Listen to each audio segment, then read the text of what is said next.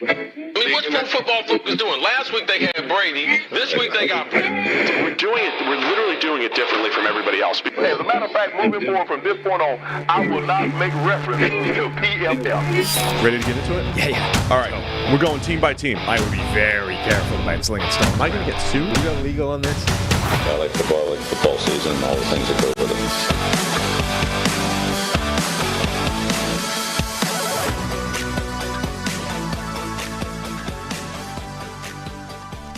Welcome into the PFF NFL podcast. Steve Palazzolo, Sam Monson. We're live on YouTube and throwing a bit of a curveball, maybe even a slider, maybe even a sweeper, Sam. The sweeper is the newest pitch. Sweeper? Yes. The hell is that? Multiple text messages last night, people asking what a sweeper is. Yeah. It's in between a slider and a curve. It's like a softer slider. And they established it as a different pitch. It's a slider. It's a soft slider. Soft slider. But we're throwing a sweeper here at our audience. We're going Week 5 NFL preview here today. My voice is, I'd say we're about 65, splitting 70. the difference. Yeah, it's like it's not all the way back, but it's not what it was on Monday. Yeah. My PFF grade on Monday was probably a 20. Today we're probably in the 60s. And I mean, I think Monday was like high 40s, low 50s. The Evan Neal of voices, right? It's like it's out there, it's working, it's functional. There'll be some good blocks, but it's getting its ass kicked, right? Whereas now we're somewhere in the 60s. We're average, high average maybe. We're serviceable here. And then usually we've got a reasonable high-end voice. If you were getting a 40s or 30s grade, that would be like constant cracking. It wouldn't even be working, right? We would be Kirk Cousins at the line of scrimmage. We'd need closed captions for the show. Yeah. I was not holding the team down that badly. Right. It was enough that you noticed it. But now I chugged some AG1 over the last couple days, and we're getting back on track here. Nice. We've got a little different week. We're going to try the preview here today on a Wednesday. So full disclosure, we do not have any injury information report. whatsoever. Yeah, we're lower on information right now than we normally would be, but we're going to try. All because Week 2's Wednesday preview went to the moon. So we're going to see if we can do that again. So it's all your fault if this is bad. It's not my voice. It's because you wanted to listen. More of you wanted to listen to it. Apparently. It's just a little A/B test. So we're going to see it again. We're doing right now. So the other good news for those in the industry, bye week start. So it's a little less work for us. Same pay. The industry. Yeah, but we'll still be going for 2 hours, I'm sure. Oh, easily. Almost certainly. So well, let's start that off because in addition to all the games that are happening this week, we have breaking news. We do have breaking news. You want to kick it off? The Patriots have reacquired cornerback J.C. Jackson for nothing, for a swap of a 2025. Their sixth round for the Chargers' seventh round. Right? They go down. Yeah, and the Chargers are picking up $12 million of the money, so it's costing them nothing. Contract beyond that stays the same. Right. It's you stole my joke. Yeah. This is Barstool buying. I took your joke. This is Portnoy buying Barstool back for $1. I packaged it in a better form, and then I put it back out there as mine. All right. I figured you might steal. You know what? If you stole my Broncos stat on first half, 32 for 32. I should steal that. Maybe that would be what sends it. That could be what I'm going to repackage that today, actually. But so J.C. Jackson, he was one of the biggest free agent signings in the NFL, just in the going into the 2022 season, just last year. Almost immediately looked out of place in the Chargers scheme. He was a good ball hawk within the Patriots system that played a lot of man coverage. He moved to a Chargers system that was going to play a lot of off coverage and just, more zone heavy, just different, right? Even though I like him in off coverage, but he was just better in the Patriots system. He was out of place with the Chargers. Then got hurt last year, had a meniscus. He's still not completely healthy. But yeah, that original contract was a lot of money, and now he's back in New England. And the Patriots needed to do something because rookie Christian Gonzalez looks like he's going to be done for the year with a torn labrum. So that sucks. Yeah, Patriots that was like one of the worst games in history for the Patriots. In Patriots history, they lose 38-3, lose promising rookie Christian Gonzalez for the season with the labrum, and then Matthew Judon potentially for the season with a torn biceps. All in the same game. Yeah. So we'll talk more about New England, their game against the Saints a little bit later on. But first, let's get into this week's games. Yeah. The NFL watched last year's 12-7 Bears-Commanders game on Thursday Night Football. They heard the anxiety. Was that Commanders? Was that not Colts? No. Was there also? Those were like back-to-back weeks, Broncos, Colts, and Bears, because Commanders. the Broncos-Colts one was the one that made me want to kill myself. Yeah. I think this one started, though. This one was when you started to get Al Michaels questioning things. Life. Yes. When he was like, is it really worth all these millions? I signed up for this. I signed up for this. 12-7 Thursday night game, Bears and Commanders. But we have a rematch this week, Thursday night, this time in Washington. Bears at Commanders. Commanders favored by 5.5. They're 2-2. Bears still winless after they were up 28-7 last weekend against the Broncos, blew the lead, and unable to make the comeback after the Broncos took the late lead. What are you looking for in this one? Well, I mean, we saw signs of life from Justin Fields and the Bears offense last week, but was that simply a product of going up against Denver, whose defense looks atrocious at the moment? Washington's defense, okay, it's not amazing, but it's got a formidable defensive line, and it's not a complete joke like Denver's is currently. Does this revival from Chicago still hold, or do they go back to being the Bears where they can't get anything going? Fields looks awful, everything looks terrible, and the whole thing is a mess again.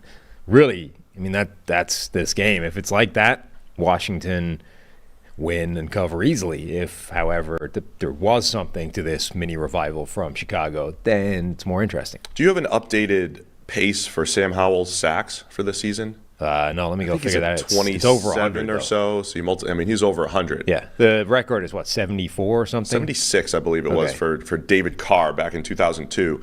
I think one of the trends of the early season here, Sam, is teams that have a pass rush that is on paper not good run into a quarterback who makes it look good. It was the Jaguars last week against the Falcons. It was Sam Howell against the Bills. Not that the pass rush for the Bills isn't good, but they're not 9 sacks good. So the Bears have the very worst pass rush grade in the NFL this year, 55.4.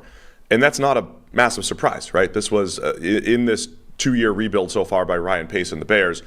They haven't gotten to the defensive line yet, or they've just got younger developmental players and some, they just haven't done enough there, and that hasn't shown up. So my question is the Bears' pass rush going to look formidable all of a sudden? Now, last week, Sam Howell did a good job getting rid of the ball. They protected themselves against the Eagles' defensive front.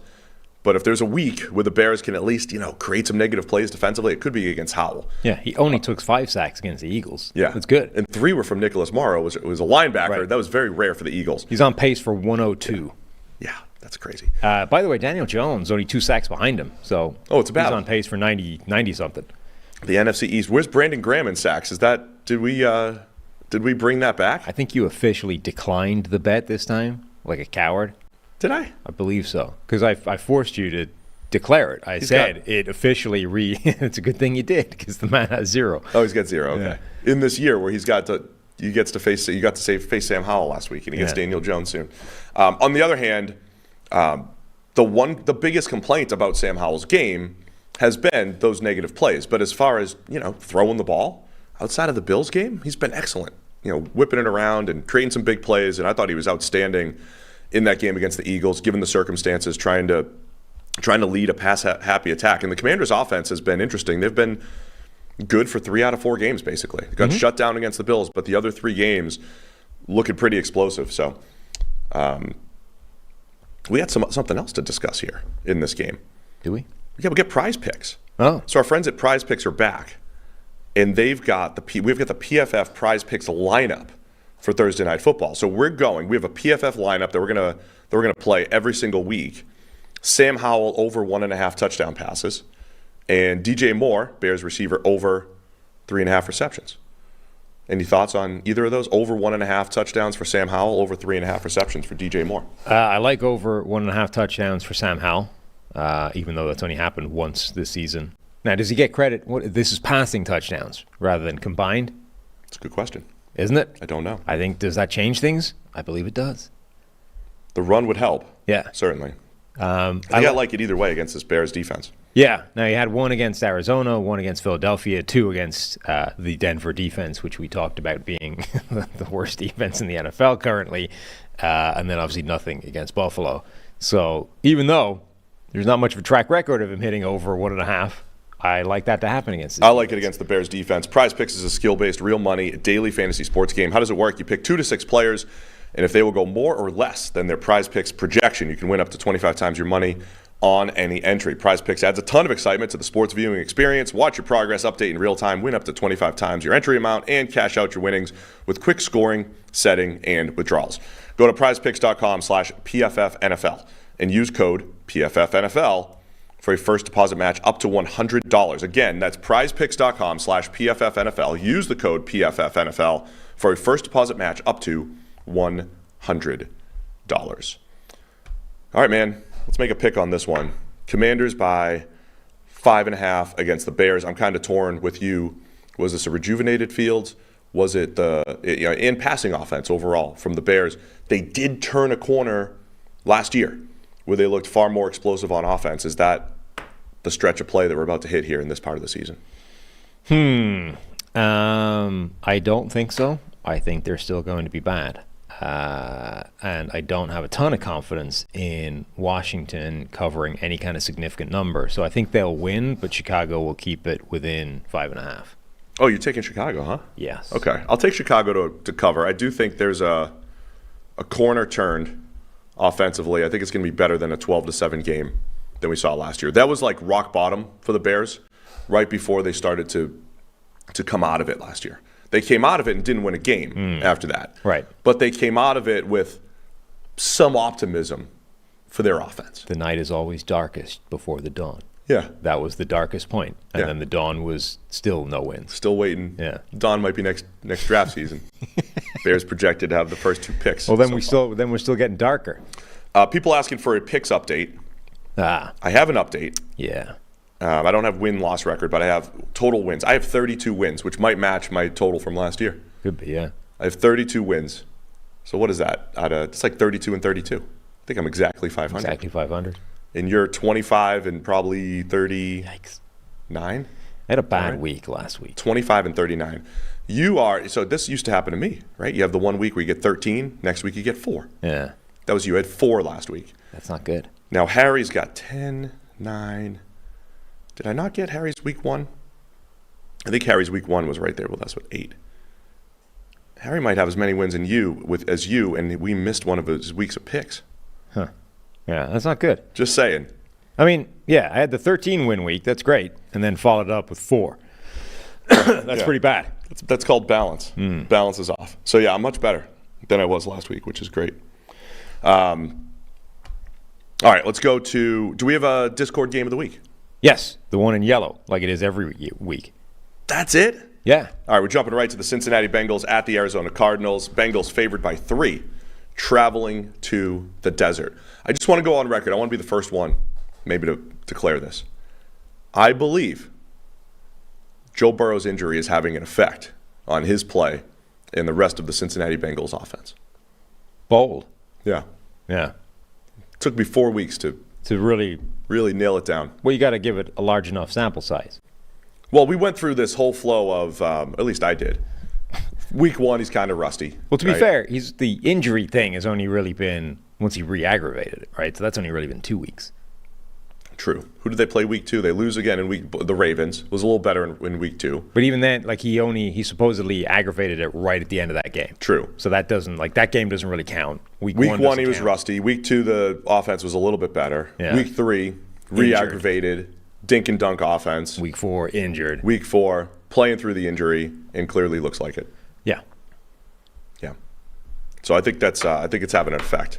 Yeah. On the Bengals. I mean, look, you can see the change in what the offense is with they are running exclusively shotgun now, the most shotgun of any team in the NFL, which isn't normally the case. They normally run a lot of it, but nowhere near like all of the snaps, right? Which is basically what's happening right now.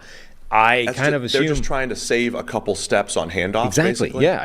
I think they just don't want him like pounding that calf on the way, back from center, getting depth, get out of there.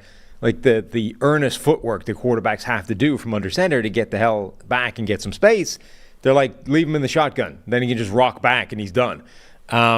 His average time to throw has gone from being like he's never on the far end of the spectrum, the rushing quarterbacks, the guys that always have the longest average time to throw in the NFL, but he's usually reasonably high or in the middle, he shaved like 0.3 of a second off that on average. Now the fastest sort of average time to throw in the NFL type area. So that has changed. The average at the target we talked about last week, it was 4.5. It's been 7 or something, 6 or 7 for the entire season. It's way down on where it usually is. Like every data point shows you that this offense, A, has changed, and B, has gotten more sort of basic and toothless, just trying to protect his calf. On top of all that, despite all the investment, despite all the talk, Bengals offensive line, number 27 pass blocking grade in the NFL right now. Which is kind of hard to do when you have a quarterback getting rid of the ball quickly. Like that's, usually that will... There's a little bit of help. We can give you a little bit of help. Right. Well, it minimizes how long you're exposed to blocking, which means you're automatically going to end up with a slightly better grade because you simply don't have the opportunity to get your ass kicked as much as guys who have to hold on to the ball another half second every single play. Yeah, so up front, pass blocking grades, you have Orlando Brown and Jonah Williams, a little bit below average so far this season. There are some Orlando Brown detractors who will say, we told you so. Far, you told us. And Jonah Williams, not bouncing back after kind of the worst season he had at left tackle, then asked to switch to the right side. It isn't resulting in a, rejuvenation. But you also have under par performances from Alex Kappa and Ted Karras, guys that, are usually solid. They are the epitome of creep back toward average, if not better than that from an offensive line perspective. And then Cordell Volson struggling once again. So it's been rough up front. It's a quick-hitting passing attack. When do they come out of this? When do the Bengals come out of this? At what point do they just say, hey, we can't just have Jamar Chase being a horizontal receiver. We got to start throwing the ball to him down the field. T. Higgins has the injured rib, is it, right? Yeah. He's going to play through it. At what point is it just, we know we've got these dudes outside, we have to get them the ball? Can you imagine playing receiver through a broken rib? No. That sounds like it would suck. I've never broken a rib, but every time you talk to somebody that has, they're like, it's the worst pain I've ever experienced in my life. And when I say that... Every time you take a hit. No, forget the hit. When they say that, they mean like coughing. Breathing or moving, right? And he's out there taking a shot over the middle from a safety with that. Like, God. Okay, I would assume he's doing that with some, with some pain medication involved. Having said that, that still sounds like it would suck. Yeah. Don't want any part of that. That'd be terrible. Do you have any other analysis on this football game, Sam? Well, I don't see what they can do to fix it. They're doing these things because Joe Burrow needs them to happen in order for his calf to be protected. Can you just go, you know what? We can't win like this, so sorry, Joe. You got to play like it's a regular game. Yeah. Go ham. Remember when Peyton Manning would make that, the wide zone handoff? And you got to take it from under center and sprint to a spot just to get to the mesh point to hand it off to a running back like that. The Bengals run more of like a mid-zone scheme. It's not as extreme, but those are the types of plays you're talking about, right? Like we have to make this quick burst, like 3 steps to go get a handoff, and that does really limit the entire offense. So in place of that, it's been dink and dunk, underneath stuff, get the ball into the hands of our playmakers, and that doesn't play to the strengths of any of the receivers for the Bengals. That's not, Jamar Chase is good enough at it, but, it's like asking Tyreek Hill to pass block, right? It's just not what you should be doing. And they have to make some adjustments. On the other side, from a Cincinnati perspective, one of the big questions coming into the season, we've got some more information 4 games in now, how are they going to do with the new safeties, Von Bell, Jesse Bates out, Dax Hill, Nick Scott in, both guys grading below average, especially Nick Scott. Mike Hilton having the worst season of his career from a grading standpoint, tons of missed tackles and just being out of position. So some of the things that the Bengals needed to get better haven't, or just replace, haven't been great. And then you've got regression in other areas. I've never noticed this before, and I don't even know if it's a long-standing thing. I need to look it up. But we got roped into doing some sort of scanning of those preview packets that we send out to various people as a company. And there was one nugget in there on the Bengals and Mike Hilton, who apparently, when lined up in the slot on the right side of the defense, is like the best slot defender in the NFL. When lined up in the slot on the left side of the defense, he's like 25th in every number. Is that a thing that's always been the case? Has he always been the most right-sided slot defender in the NFL? Or is this just a weird-ass, completely random sequence over 4 games? Weird random sequence. I need to go check that, because if that's a thing, That's amazing. That would be pretty I've never heard of that before. Cardinals on the other side, you got Josh Dobbs playing some good ball. You got Dennis the Barbarian Gardeck sitting at 4 sacks. We know that he'll get one. How about the Barbarian going up against those Bengals tackles? Something to keep an eye on. Just another chance for sacks. Just another sack opportunity. Oh, we have Barbarian updates, right? Didn't somebody... It was Ron Wolfless. It was Jesse the Body Ventura. Allegedly. Sound double. Allegedly. Now, this is only coming named from him the Barbarian. This is only coming from Simon Liang, and who knows if he's a reliable source or not. I still think that the Barbarian and or his people decided to nickname him the Barbarian because that man gets sacks. Just Dennis Gardeck is a career special teamer. All right, man. It's the Discord game of the week, meaning our people in the Discord struggled with this one. They struggled. Will the Bengals on the road, who have looked atrocious offensively, will they actually cover 3 against Arizona, who has played above their skis every single game? By the way, just one last part of that Simon Liang email about Ron Wolfley, and he said it's not even the best or worst nickname that he's invented. That would be the Japanese fighting fish, which for some unexplained reason was what he called Larry Fitzgerald.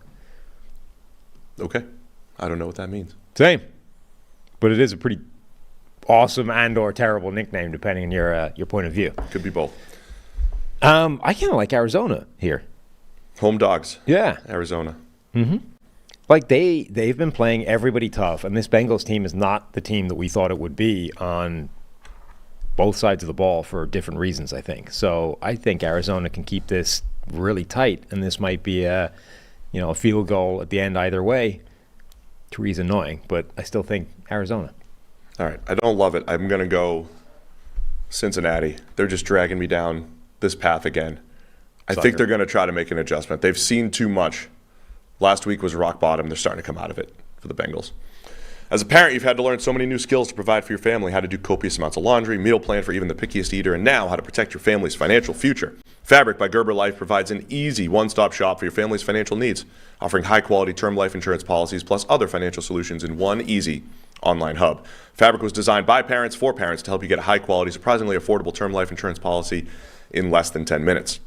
Fabric has flexible policies that fit your family and your budget, with quality policies like $1 million in coverage for less than $1 a day. Get your personalized quote in just minutes and then apply when it's convenient for you. It's all online and on your schedule. You can go from start to covered in less than 10 minutes with no health exam required. Join the thousands of parents who trust Fabric to protect their family.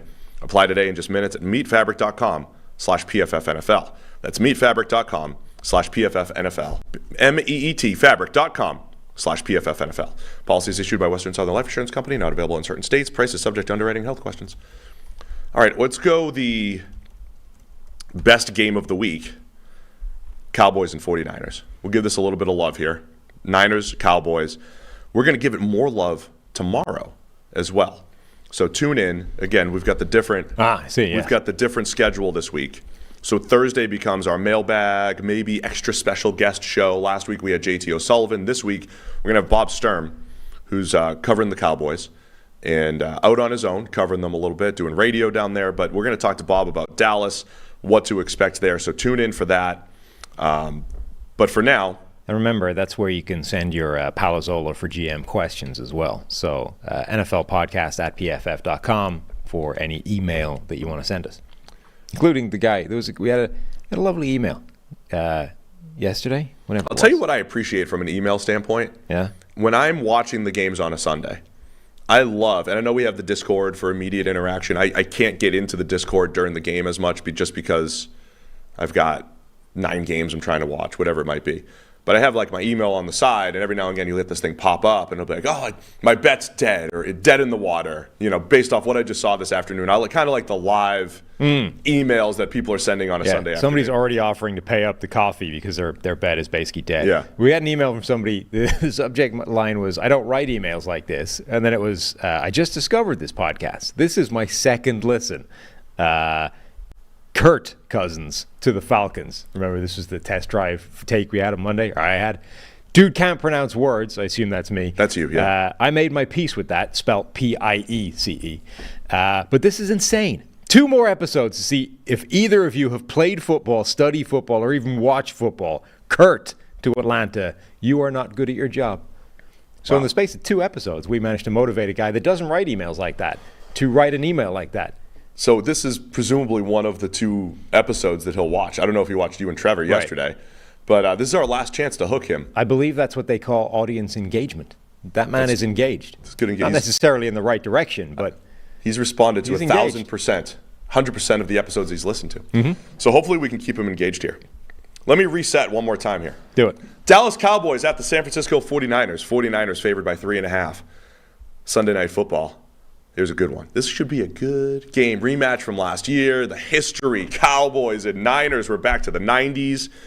A Week 5 Game of the Year candidate. And the Niners looking just incredible. Both sides of the ball. Brock Purdy coming off a game where he went 20 for 21. One of the highest EPA games of all time. He did have a dropped interception in there that was negated. That will affect the grade, of course. But the Niners offense is cooking. You don't know who's going to be cooking every single week. It could be any one of 4 superstars that they have there. The defensive line is unbelievable. And we'd say similar things about Dallas if they hadn't just had one dud against the Arizona Cardinals. Just saying, like, the other 3 games for Dallas, they dominated, right? They won by about 1 million. Dak Prescott has second most dropbacks while leading by at least 10 points, right behind Josh Allen and the Bills. Dak, I don't even know what to make of the Cowboys offense yet. We haven't seen them in, neutral game flow situations nearly as often as other teams. So Niners by 3.5 in San Francisco. What are you looking for in this one? Yeah, I mean, in a way, it feels like a sort of potential big game for Dallas to try and go up against another powerhouse in the NFL and show that you can hang this year and that you are for real. But ultimately, like, nobody ever doubts that during the season. It's the playoffs when it matters. Like, this has been their team that keeps knocking them off in the postseason. It doesn't really matter if they get one back in October, the start of October. But it does matter, though. Does it? It does. It's going to matter for seeding. It's going to matter. I mean, Dallas still has to go through Philadelphia and everything, but I think there's 3 clear teams, top teams in the NFC right now: 49ers, Eagles, and the Cowboys. And the Cowboys might feel like little brother just trying to, get into the conversation, just trying to jump in. This gets them into the conversation. And then they have their chance to face Philly twice. Yeah. They'll get into the conversation. They'll be in the mix for the number 1 overall seed. Sure. That's huge. Does it matter, though? I mean, if it's it doesn't matter. It doesn't make it more or less likely that they're going to win in January. Right. That's my point. Like the game they goofed away but it does matter because that game in January could be in Dallas versus San Francisco. Right, but as of yet, that hasn't made a difference. They've lost both ways. They've lost at home. They've lost on the road. Like, the point is, as long as you can't beat this team in January, it doesn't really matter whether you're at home or on the road. And I'm not sure winning on the first week of October, changes that at all. You're like the worst hype man ever. I mean, imagine you. You talk about Joe Rogan all the time. Oh, he can hype it all up. You're just like the opposite. I'm over here trying to tell you about it's the game of the year. Yeah. The boss is calling it. He's trying to get some good ratings and everything. And you're over there, it doesn't matter. It's week 5. Who cares? I'm not waiting all day for Sunday night. I don't care. I'm not saying it doesn't matter. I'm just saying you're not going to wait all day for Sunday night on Sunday is what you're telling me. I'm not sure it has the galvanizing effect on Dallas that people are ascribing to it. Like, it's an important game because it might give you an indication of whether they're good or not, but I don't know that it matters if they win this game or not. I think there's some indication that they can beat these best teams, right? Because look, last year the Eagles were a better team. The Cowboys beat the Eagles when Gardner Minshew came in. They didn't beat them with Jalen Hurts. I think they had Cooper Rush the first time around. So Dallas doesn't have a win over the juggernaut that is the recent Jalen Hurts Eagles. They don't have a win over the 49ers in recent history here. Like, at one of these times, they have to get over the hump and show that they can do it. The Cowboys have to show, I think, to me, they're not just front runners. They're not just beat up on the Giants in primetime in the rain, right? They're not just beat up on the Patriots. They're not just beat up on teams. And I think they're more than that. I think they're absolutely more than that. And the consistency factor, though, with Dallas, bringing it week to week. They're going to have to bring it this week. In that game in San Francisco was a huge disappointment last year in the playoffs. Because the Niners didn't play great. I don't think they didn't dominate or anything. Dak had some turnovers, and Dallas was unable to take advantage of their opportunities. So now they have a chance to. And one thing I want to ask Bob Sturm is what he thinks about Mike McCarthy's offense through 4 games. I don't think we have much information because of the game flow situation. We haven't seen much. We're going to learn a lot more, I think, finally, in week 5 here. we have one of those fascinating dynamics where we could have one of the most amazing one-on-one matchups in the NFL. If Micah Parsons decides to go up against Trent Williams on a regular basis, that's fireworks. Trent Williams, I think, is still the best left tackle in the game. Micah Parsons is one of half a dozen edge rushers or defenders who at the moment have an argument to be the best defender in the game. He's a superstar. If those two match up regularly, that'll be amazing must-watch TV. On the other hand, on the other side of the line is Colton McKivitz. And if you're Micah Parsons, why would you spend a single snap against Trent Williams? Like, for the challenge? Like, what's the point? Micah Parsons should be able to whoop Colton McKivitz every single snap. So can DeMarcus Lawrence, though. Yeah, but, I mean, Parsons is better. So why would you do it? It's easier to attract more attention. You might get a one-on-one with Trent. I mean, even if you could dictate that he's going to get an extra blocker over there every single snap, that's worth doing for the that's worth sacrificing yourself to do that. I never understand in these dynamics, like, why you would ever spend any of your snaps against the good player when you can instead identify the crappy player and just go nuts on them. But we also know the Cowboys will move him around. I mean, Micah Parsons has an advantage against everybody, but he'll have a chance against the guards. They'll stunt a ton, as you've highlighted many times. It's a challenge for this 49ers offensive line, which, by the way, when we look at pass blocking grade, they're in the bottom third of the league as well. Yeah, it's not great. And despite, again, maybe we have underrated Brock Purdy a little bit. He's under pressure. They're dealing with the blitzes a lot, and Purdy keeps delivering. Three teams are in a different stratosphere as far as team pass rush grade goes, and two of them are in this game. Niners are number 1. Cowboys are number 3 in PFF pass rush grade. The fourth team is the Rams, and they're about 10 points behind the Cowboys. So the best pass rush teams in the NFL, Niners, Browns, and Cowboys. So we're going to see just elite play along the defensive line, and I think for both offenses, it's going to be how well do they handle that. Yeah, and Dallas have been generating pressure at just an absurd rate relative to everybody else this year. So that side is going to be a really interesting battle. Two amazing defenses, two amazing pass rushes going up against two very different offenses. Like, it doesn't seem to matter anything in terms of weakness or anything that they face running into this 49ers offense. It's just cooking right now. The skill position players are too good. Brock Purdy's holding up his end of the bargain. Kyle Shanahan's doing his piece. So everything is working. Nobody's able to stop it. Dallas, I think, have some more question marks because we've seen them at least run into something.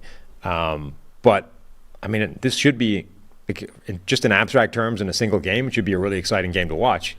I just don't know that it matters who wins. Do you know if Brandon Cooks is healthy? We don't have injury reports here. No. So when I say we don't know much about Mike McCarthy's offense, or even Dak so far this season, average depth of target is 6.2 for Dak Prescott. And I don't think it's because it's systematically conservative or anything. It's really because they've been playing with massive leads for the most part, other than week 3 when they had to play catch up against Arizona. So one of my offseason takes was, hey, Brandon Cooks is a huge addition to Dallas. Lets Michael Gallup becomes the best number 3 in the NFL, and you've got these young tight ends that are athletic, and CeeDee Lamb's your star. Like, this is the game. I think they have to show all of that. Whether Cooks is out there or not, they have to show that. I think this has to be a game where Dallas is throwing the ball down the field and flipping the field and making big plays. I don't expect the dink and dunk Cowboys offense that we've seen 3 out of the 4 weeks here. Last week, probably their 3 biggest receivers ended up being Jake Ferguson, tight end, Jalen Tolbert, the rookie that I liked coming out and then did absolutely nothing in his rookie season, and Michael Gallup, who spent last year basically recovering from being hurt. Like, if those 3 actually end up being significant parts of this offense, on top of the CeeDee Lamb dynamic and Brandon Cooks, when he's healthy, like, that's an incredible group if that was for real. Now, it was against the Patriots, who, yes, have a very good defense, but once Christian Gonzalez went down, basically had no cornerbacks. So that's going to help. But still, that was, I think, an encouraging sign for Dallas that those 3 in particular were like the 3 biggest receivers in that game. Dallas's run defense has been a big question over the last couple of years. A little hit or miss this year. Played well against the Jets in week 2, got run over by the Arizona Cardinals in the game that they lost in week 3. Christian McCaffrey and the Niners, I was half joking yesterday on Twitter. I got into MVP discussion, Sam. Ooh. Yeah. I hate him. I don't like him. But you also know on Monday morning, when we wake up on Monday morning, no matter how it happens, unless Micah Parsons, like, here's 3 scenarios, right? Dallas wins, and people are like, I didn't think about it, but Dak Prescott should be in the MVP conversation because Dallas just won, and they're 4-1. Like, he's not in the conversation today, but if they win Sunday night, people are going to say Dak's an MVP. Unless Micah Parsons has like 5 sacks, they're going to say, well, Micah Parsons is the MVP. He's better than Lawrence Taylor. The other option would be the 49ers win, and then it'll be Christian McCaffrey is the MVP. Or maybe Brock Purdy starts to get some love because the stats are out of this world. McCaffrey's already getting the MVP, McCaffrey's already getting a little bit. But when we wake up Monday morning, if the Niners win, McCaffrey does his 100 yards, couple scores, the answer will be McCaffrey. I will say, though, of all the running backs that we've poo-pooed as MVPs over the last couple of years, is McCaffrey the best? To me, I think McCaffrey and maybe Derrick Henry might have the best cases as the drivers of this offense. Not even the drivers of this offense. It's really difficult to say with the Niners because Ayuk and Debo and Kittle are there. But the Niners still do a great job of putting McCaffrey into the scheme. He's creating big plays, pass game and run game. And the offense, it was with Purdy too, but the offense has been completely different since they traded for Christian McCaffrey. But that's the thing. It's there's always a confounding factor. Very confounding, I know. I'm just saying, so McCaffrey should have some success, I think, on the ground against Dallas. When they've been challenged by a good running attack, which they haven't much this year, I think the Niners have some success here. Mm-hmm. I agree. Great. You're doing a great job today. Thanks. Appreciate you. Do you have anything else to add to this game? No, I've given you my analysis. All right. I'm happy with it. Give me your pick. I'm going to stand on my analysis. I think the 49ers win and cover because Dallas hasn't beaten them for a while. The last time they beat them wasn't even one of those games where it means anything because the quarterbacks, I think, were C.J. Beathard and Andy Dalton. It's like, that doesn't count. Can't put that in the record book. It's a legendary game. That needs an asterisk next to it. You can't have that in the sequence. I'm going to hate myself for this one. Taking Dallas. I think for this one, Brock Purdy's good, man. He's good. He's also had incredible turnover luck. If he does that against Dallas, they're ball hawks. They've got this turnover history. Those will catch up here. Not incredible turnover luck, right? He's got 0 interceptions. He's got like 4, 5, 6 turnover-worthy plays. Yeah, no interceptions. His turnover-worthy play rate is still extremely low. It's not like he's throwing the ball to the defense more often. It's that he's got 0 turnover. He's got 0 picks. He's got 2 fumbles in there, maybe 3. It's because he's got 0 interceptions when he should have. Right. I'm just not sure that counts as incredible luck. It depends on the perspective here. I'm not using the percentage as the luck. I'm using the percentage of what becomes a turnover as luck. Okay. You got that? I've got it. I just think it's a bad way of looking at numbers. All right. Great. All right. Let's get through the rest of the games here. Yeah, that's the idea of this show. It's a great show. London game.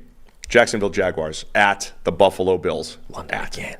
Buffalo's the home team here. That's why they got to pick. That's why they got the hotel. Yeah, it's the home team hotel. 9:30 a.m. So get ready. Buffalo's favored by 5.5 here. How many of those games have we got? 9 in the morning games? Because there's Germany games as well, right? There's a Germany game. They're even earlier. I assume they're not putting them on earlier because that would be harsh. No, they're the same time. Yeah, but Germany is an hour ahead at least, is what I'm saying. Naturally, yeah. So, how many of these 9 a.m. starts have we got? I don't know, man. There's usually 4 in the season. Oh, God. Right? Let's just go. I'll just look them all up. You talk about the game. It's a very important question we have to answer live on the air here. Absolutely, yeah. I mean, look, Jacksonville bounced back last week and finally started getting some reward for the good plays they've been making, or at least the good plays that Trevor Lawrence has been making. There's one next week. Great. And they're a better team when that happens. I mean, I think last week showed a much better indication of what Jacksonville is than the 2 previous games, even if they hung pretty tough with Kansas City. But Buffalo legitimately looks like arguably the best team in the NFL outside of that Jets game, which is basically entirely down to Josh Allen melting down in the game. There's 3 more after this week. Okay. Where are Colts Patriots playing? Are they in Germany too? Are they doing 2 Germany games? I don't know. We got Ravens Titans. You have the Chiefs Dolphins game, and you have Colts Patriots after this week's Josh Allen versus Josh Allen game. And then you got Ryan Fitzpatrick out there with Jameson trying to pitch for a Dublin game, an Ireland game. Seen that ad? Ryan Fitzpatrick and Jameson Whiskey. They're They want a game there? calling for a game in Dublin. Oh, nobody wants to go there. The Irish don't know football. Yeah. Yeah, man. I mean, my biggest question here, I didn't listen to what you were saying. No. My biggest question is, can the Jags hang with the best? Did you ask that? Did you ask that question? No. You can ask it entirely unencumbered. This is the best show we've done in a while. The Jags Certainly since yesterday. kind of hung with the Chiefs a couple weeks ago, but ended up pretty disappointing. 17-9 loss. The offense, they were dropping some passes, a lot of just misses there for the Jags. Coming into the season, now look, they're just sitting here at 2-2 in the AFC South. But coming into the season, the Jags were with everyone else. The Jags were supposed to be the team to beat in the South, the team that was going to be joining the Chiefs and the Bengals and the Bills as the best teams in the conference. And I want to know if they can do it. At some point, they need a signature win. At some point, they need to show that they can hang with the best. Can they do it here on their home turf in London? Their home turf in London. Was the last time these two teams played the previous Josh Allen game? I don't think so, because I feel like we've done that before. Have they done it before? The previous Josh Allen game was 9-6. Yeah, but it was Josh Allen, the other Josh Allen, the defensive end Josh Allen, going crazy and dominating and getting like a strip sack and an interception, like multiple defensive scores against the Josh Allen that everybody recognizes. Because I feel like we've done this analysis. We've exhausted the Josh Allen versus Josh Allen analysis. I don't know that you could exhaust it after that game. Did they play last year? That game was so dominant. We get some fact checkers in here. Give him credit. So I'm not doing it. See, look, he's even got a higher grade this year. What more do you want? Maybe it's time to start reversing which Josh Allen is the other Josh Allen. Wow. The best Josh Allen resides in Jacksonville. I'm just saying, the Jacksonville Josh Allen got here first, right? He was in the league first. Dominated the last time, maybe. That is the last time, yeah. That November they played 7th, each other. 2021. Okay, and has a higher PFF grade this year. I mean, those are three separate ways that he deserves to be the Josh Allen. Well, this Josh Allen, I don't need to piss off Bills fans anymore. Because I simply said, why do we have to flip Josh Allen from the Bills into number one in the MVP race just because they won last week against the Dolphins? Yeah, maybe this is time. Jaguars, Josh Allen. My point always is Josh Allen of Jacksonville needs more help. Josh Allen of Jacksonville. Yeah, he needs more help. Because, he went off last week against the Falcons. He can't be the only guy. They need... damn it. He wasn't even the first one in. The Bills' Josh Allen was in the NFL first by a year. Yeah, he was. Okay, so only 2 out of the 3 ways does the Jacksonville Josh Allen deserve to be the Josh Allen. Well, he won last time, too. That's what I'm saying. That's 9-6. That's one of the ways. Jags weren't even good that year. No. They ended up having the number 1 overall pick, remember? Oh, no, they were coming off the number 1. That game made no sense, and it only happened because the Jags Josh Allen crushed the Bills Josh Allen. Bills Josh Allen coming off one of those.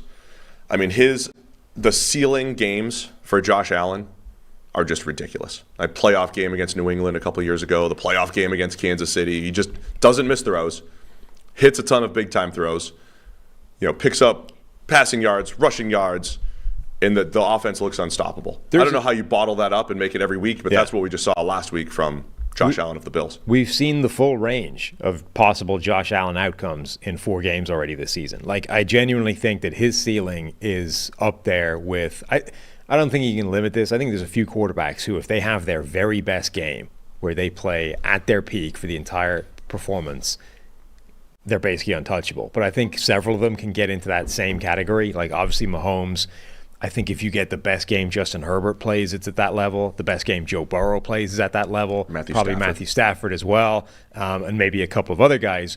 But Josh Allen is there. When he has his best game, it's basically impossible for a defense to stop. And it becomes one of those games where, it's really just a case of who has the ball last.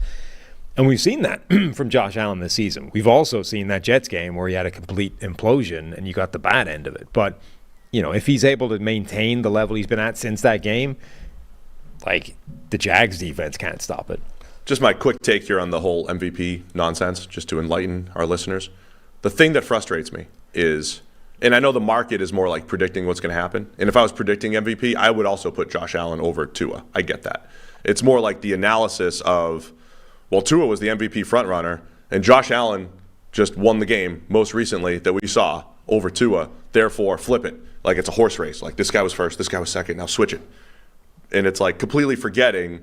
It's just so much recency bias. It's completely forgetting. Oh, like if you were saying like who will be the MVP at the end of this year, I think you can absolutely put Josh Allen in that conversation. If you're saying who is the MVP through the first quarter of the season, quarter of a 17 game, you can't have Josh Allen in there. The dude was like the worst quarterback in the NFL for one quarter of that quarter. Like 25% of the season, he was as bad as a quarterback gets. Therefore, he can't win MVP for this chunk of play. That's my Anybody point. else can be. Like, Jared Goff has a better case to be the first quarter MVP than Josh Allen because Jared Goff didn't go out there and like literally throw a game away to the opposition in one of those 4 performances. And that would be my point in like the 3-1 Bills and the 3-1 Dolphins. Tua's game last week against the Bills, it was a bigger game, but he wasn't as nearly as bad as what Josh Allen was in week 1 against the Jets. Like they literally lost the game because of Josh Allen in week 1. And week 1 counts as much as week 4 and as much as week 17. That's my whole point with all of that. I've remained similar in this stance. I was, saying the same thing a couple years ago with the Brady-Rodgers debate. Like, don't sit there and overrate the most recent thing you said. More importantly, in this game, there's a lot of interesting storylines. Von Miller is accepted back at practice now as far as the They've opened his window. Return to practice for injury. You don't think he's going to play? He said he wants to play. I don't think he'll play. They just opened his practice window, which gives them 21 days before they need to actually put him on the field. He said he wants to play. I think for an edge defender, you can go out there, rush the passer 15 times, and be all right. You might be able to, but if you're Buffalo, why? Why would you want to risk that? Win the game. Ease them back. They're probably going to win the game anyway. Cam Robinson also back at practice. Now that for the Jags one is a bigger deal. Yeah, and they've been okay at left tackle. It's everywhere else that's been an issue. So Buffalo, of course, without Tre'Davious White for the rest of the season, but their defense has been really tough. I think it's going to be a challenge for this Jags offense to keep things going. One thing that's different about Buffalo this year relative to last year, remember one thing was coming into the season, you're like, remember how banged up that secondary was last year? And if they can avoid that this year, they're automatically better. Now, Tre'Davious White goes and pops an Achilles. You're like, okay, maybe that one's not going to be any different. Remember the offensive line last year was actually pretty bad? They've had this, what looks like a fairly deliberate team-building strategy of let's shoot for average. Let's not even try and creep back there. Let's just target average as the plan for the offensive line. Limited investment, and let's try and get a league average offensive line. And the risk with that strategy is, we say all the time, if you have an average offensive lineman, when he runs up against Myles Garrett, TJ Watt, Aaron Donald, whoever, he's going to lose, and he's going to lose bad. And that's the game that makes everybody think he doesn't belong in the NFL. He should be playing in Canada, like this guy's a bum. But that's just the reality of an average player. Now, when you have 5 of those guys and you run up against a pretty good defense or a pretty good player, or simply they catch the bad end of their range of outcomes collectively, now you've all of a sudden not got an average offensive line. You've got an offensive line that's crappy. And that's kind of what happened for the Bills last season. Now all those guys are actually playing more like, the average to above average linemen that they are. And that makes a big difference to that offense. It's a really good point, Sam, because they are catching the better end of variance, getting the rookie Osiris Torrance playing pretty well. Number 1 pass blocking grade in the NFL is Buffalo. That would be unexpected beginning of the year. They're right in the middle of the pack as far as run blocking goes, but pass protecting pretty well against the Jags team. As I said, Trayvon Walker's got 8 pressures in 4 games. Josh Allen is the only guy that's actually getting after the quarterback. I think Buffalo could be one of those games where they have their way offensively here. Would you put Cam Robinson straight back into the lineup, bearing in mind that Walker Little has been their best offensive lineman and might be better? No, I don't know. I also don't know that you can't. I mean, who would you if you were going to put him back in and you wanted to retain Walker Little? I don't know who do you put at right tackle?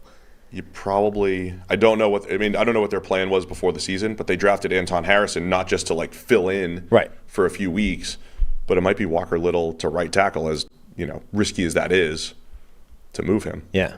I mean, there's no evidence that he's a good right tackle. Walker Little, 75 grade, number 2 grade on the entire offense for the Jags so far this year, behind Trevor Lawrence.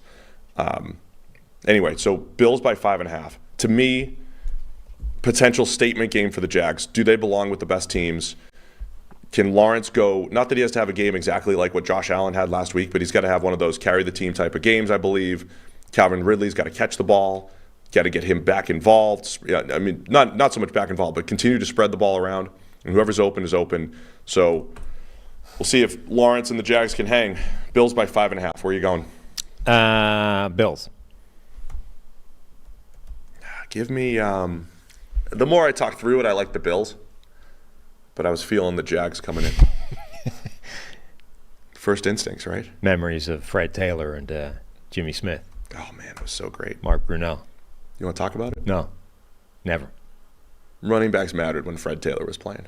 Yeah. They absolutely mattered. We're at an incredible pace here. We got 19. Bye week. Yeah, we'll be out of here quick. Tennessee Titans at the Indianapolis Colts. We have the Colts favored by 1. I don't know if it's lazy analysis, but I don't know where I'm going to land with it. But the Titans are on the road. You don't know if that's lazy analysis. What is it? Is it what's the struggle for the Titans? Is it road games? Is it odd weeks? Is weeks 1 and 3? Is it odd weeks? A couple numbers here just to back it up. Just using Ryan Tannehill, but it's the entire team. Ryan Tannehill's PFF grade on the road, 58.2. At home, 85.4. Passer rating is 43. This is just this year. Just this year. Okay. Through 4 weeks. 43 on the road, 113.5 at home. I mean, it's like a very simple flow chart here. Yes. Are the Titans on the road? Yes. Oh, they're rebuilding. Ryan Tannehill has lost it. Are they at home? Yes. It's the same Titans team. It's the 2021 Titans that had the number 1 overall seed. Tannehill is awesome. Derrick Henry is difficult to tackle, and Mike Vrabel's coach of the year. But they're on the road here at Indianapolis. So what do you do with that? Have you considered the impact of the teams that they have played on the road and at home in the first 4 weeks of the season? Chargers and Bengals at home. Right. The Chargers have terrible defense, and the Bengals this year have had a pretty bad defense. Conversely, on the road, they face Cleveland, who have like the 85 Bears Yeah, defense. but is that chicken or the egg there? And the Saints. Is Cleveland's defense great because they played the Titans on the road? No. Because that's 1 game out of 4. Maybe. I don't Who think else on the road? the Saints. Saints. Yeah. I mean, they're hit or miss. Right, but they hit. I mean, to answer your question, yes, it's lazy analysis. And in fact, bad analysis, I think. At least for the moment. What if I'd make it odd week? And it's odd week. It's going to be tough. Then I think it's even worse. Okay, Yeah. thanks. It's a division game, though, too. Uh-huh. What does that do to you? Making it more difficult. Yeah. Yeah. I just think they're interesting splits to keep an eye on right now. They are interesting splits. I don't believe they are particularly significant interesting splits. I wonder if Tennessee, like, this is the stuff coaches do. Like, man, we've been trash on the road. We got to do something different. Like, we're gonna fly in earlier. We're gonna change the pregame meal time. Like something that we're gonna drive instead of fly. You know, they're gonna do something different. That's what I was gonna. How many games exist in the NFL where they drive, they get the bus? I bet Cincy and Indy probably do it. Right, that's 2 And hours. that's it. It's got to be it. Jets, Giants. Yeah, I mean obviously, but like even how far is like there's a bunch of Nashville stuff. to Indy's probably 4 hours, 5 hours. It's Yeah, 4 hours 5. to here. Now maybe 6. It's probably more than that. But there's probably a bunch of stuff east that's drivable, like DC to like if Baltimore ever plays DC. DC and Baltimore, yeah.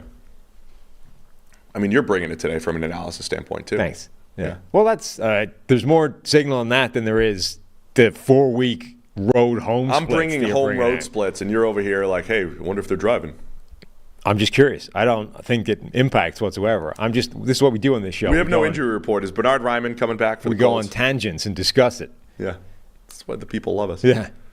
Anything else you're looking for in this game? I brought mine. I mean, look, Anthony Richardson was pretty impressive last week. He had a bunch of passes that were like, he's starting to have that. He's actually fitting quite neatly into that Andrew Luck thing, right? Where the style points look spectacular, but overall it's not necessarily producing amazingly right now. You know? I would not make that comparison. No. Why not? I just don't. I don't know. That's not where I would go with The it. perception on Andrew Luck was consistently higher than his PFF grade for basically the entirety of his career. So you're saying until right at the end where he looked amazing, played amazing, and then he retired. So you're talking about the the Twitter sphere, the reaction to to what Anthony Richards is doing on the field. Yeah, I mean, I think right now Dan Orlovsky did that thing. We're doing the Cam Newton thing again, right? Where he pulled up this one play that's like a pinpoint bullet. He's like, accuracy issues. You're like, well, yeah, not on that play, but like overall, yes. Oh, yeah, that's just annoying. Yeah, that's really annoying. Yeah. Yeah. But we're going to be doing this again. Two things can be true. Quarterback is overall inaccurate on more passes than his peers. Yes. Even in this game. And he also has some awesome, very accurate passes. Even in this game, his adjusted completion rate was 56.5%. Yeah. That's atrocious. There was the preseason game, he had, whatever, it doesn't matter. He has the lowest, I think, adjusted completion rate in the NFL. There's elements of that, Sam, because there was one game he threw an absolute dart in the preseason, and I had missed it, and I circled back, and I saw the box score, and he was like 9 for 28 or whatever it was. Right. It's not the lowest. It is, in fact, he's higher than Kenny Pickett and Jordan Love in terms of adjusted completion rate this year. But the point being, it's exactly the same conversation as Cam Newton. Cam Newton had some of the most amazingly pinpoint accurate throws any quarterback has ever had, but when you up the sample size from 1 to 600, he was one of the least accurate quarterbacks in the NFL. That is currently where Anthony Richardson is. He has some of the most amazing pinpoint accurate throws in football, but when you up the sample size to what is currently 141 dropbacks, 85 dropbacks for him, 141 for Pickett, he becomes one of the least accurate quarterbacks in the NFL. It's just a case of what sample size are we dealing with here. All that said, I'd be encouraged by what I've seen from Anthony Richardson. Yes. I think they've shown that. That's why I'm saying it's the Andrew Luck thing. They can use him in the run game a little bit. He makes some of those spectacular throws, and I think it's when he's missing throws, it's like, all right, that's the question, right? The throws that he's been missing, when and if he just starts hitting some of the easy stuff. When and if he just starts hitting some of those. But there's an impressive comeback last week against the Rams, and I'd be encouraged. I think the biggest thing for him is he's showing what we articulated at draft time, which is he's not, wildly raw and completely incapable of this. Like, he's ready for this. He just needs the experience, and he needs to improve that accuracy to hit, an incredible ceiling. But I think the ceiling is clearly there. Like that, those pinpoint passes, what he can do on the ground, the fact that he isn't like completely lost in and over his head. Already, I think we have a fairly clear, defined ceiling of genuine greatness. And the fact that he isn't completely lost shows that we can work towards that. Now we just have this open question of how much can you improve this accuracy? Because these throws of pinpoint precision suggest there's something there, but we also know it's generally quite hard to get a guy from like a 55% passer to a 65% passer. It happens. Josh Allen did it. Other guys have done it, but it still doesn't happen every year, Josh Allen and Lamar Jackson, number 1 and 2 in the NFL right now, I believe, in completion percentage. Yes. The two most drastic, I don't even want to say accuracy improvements, because I still don't think Lamar is accurate, but he completes a higher percentage of passes. But they had the biggest jumps. I still think Allen went to become a more accurate passer. I think Lamar completes a higher percentage of his passes. But either way, where are you going to go in this one? Indy by 1.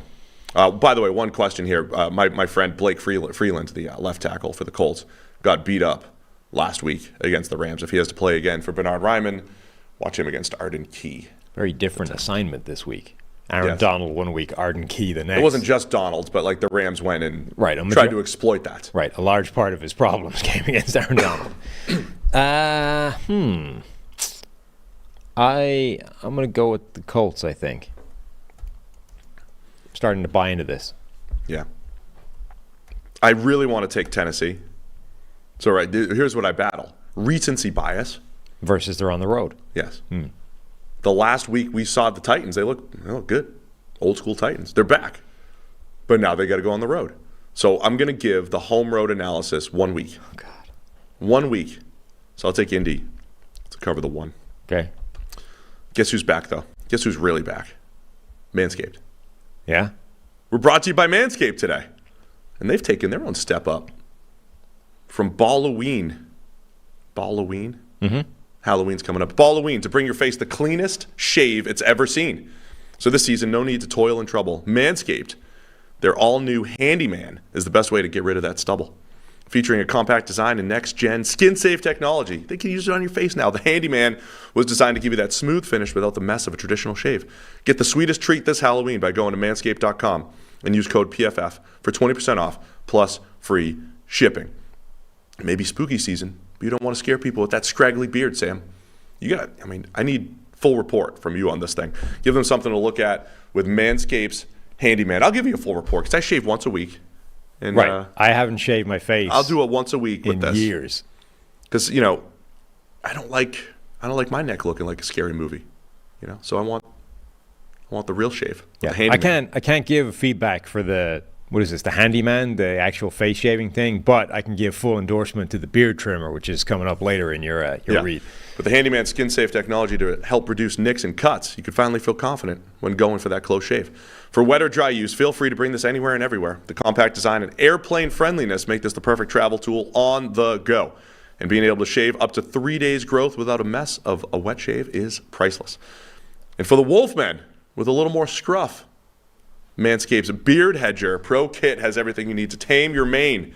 This cordless trimmer has a rotary wheel that gives you 20 hair cutting lengths, all with one guard, so no more drawers full of extra add-ons collecting cobwebs. That's right, your Halloween costumes may take effort, but beard grooming doesn't need to when you get 20 different beard lengths in just one guard. Beard Hedger is a high-tech piece of art in a travel-size package with a long-lasting battery, universal charger, and strong motor. There's no trick with this treat. Manscaped has you covered. So you get 20% off and free shipping with the code PFF at manscaped.com. That's 20% off, free shipping, manscaped.com. Use the code PFF. For a look as sweet as candy, get yourself the Handyman from Manscaped. So you give me the report on the Beard Hedger.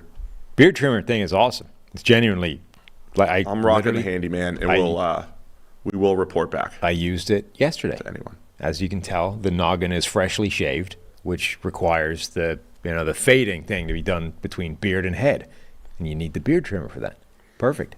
Man, we got somebody razzing us in the chat here. Yeah, for what? B. Malik says anybody could do our job. I mean, that's true. What if I just left? Well, then we get him in. You can come do the job. Plug any two people in the chair. We already hit our numbers. What am I doing here? Right? Sure. Houston Texans at the Atlanta Falcons, 1 p.m. game. C.J. Stroud tearing it up, man. What's PFF Bobby going to do against this Falcons defense? That's a good matchup. Falcons are making some plays defensively. Yeah, I mean, the analysis in Atlanta doesn't change. Like, their offense is interesting to watch no matter what happens. And, Desmond Ridder last week, absolute disaster. When that happens, they're not going to win. But it's a difficult proposition for any defense to have to contend with. But the PFF Bobby CJ Stroud matchup is cooking right now. Like, everything is working. They're dialing up the correct things. CJ Stroud is not being forced beyond his number one guy that often.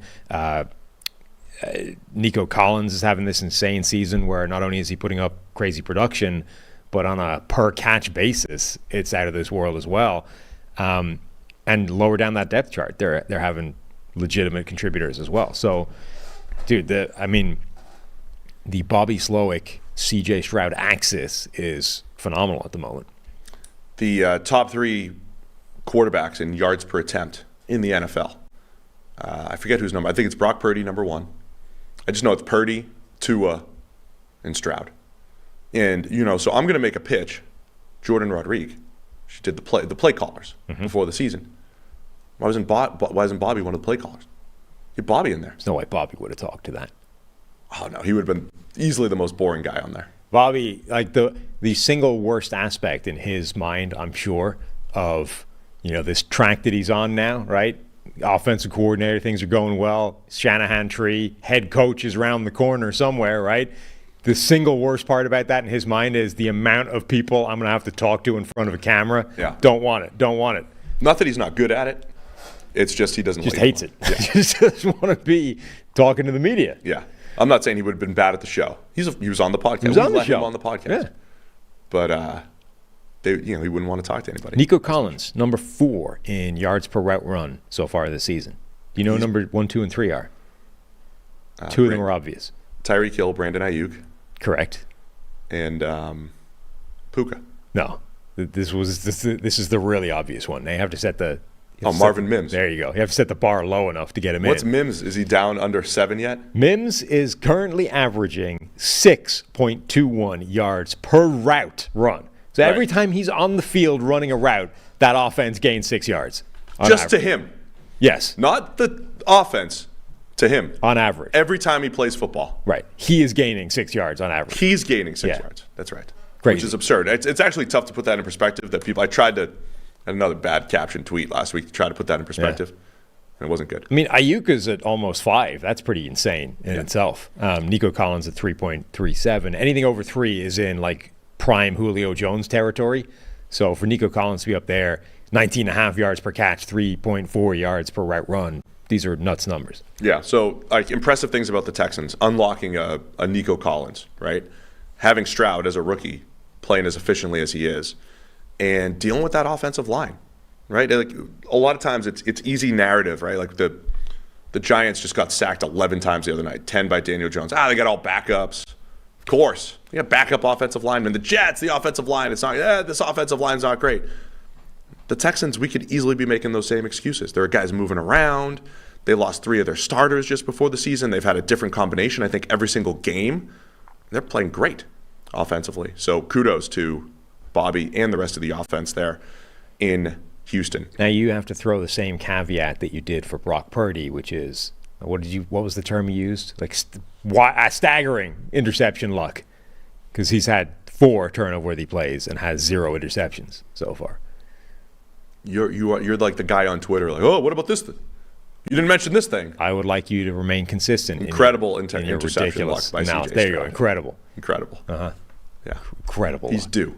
He is due. He's due for one of those turnover-worthy plays, of which there's not many. Yeah, 4. To become an interception. The other matchup to watch here, Texans have the lowest run defense grade in the NFL for a team. Pretty wide margin. So Atlanta, Bijan, they still have a better run-blocking offensive line. I see the people complaining about Atlanta's offensive line in Atlanta.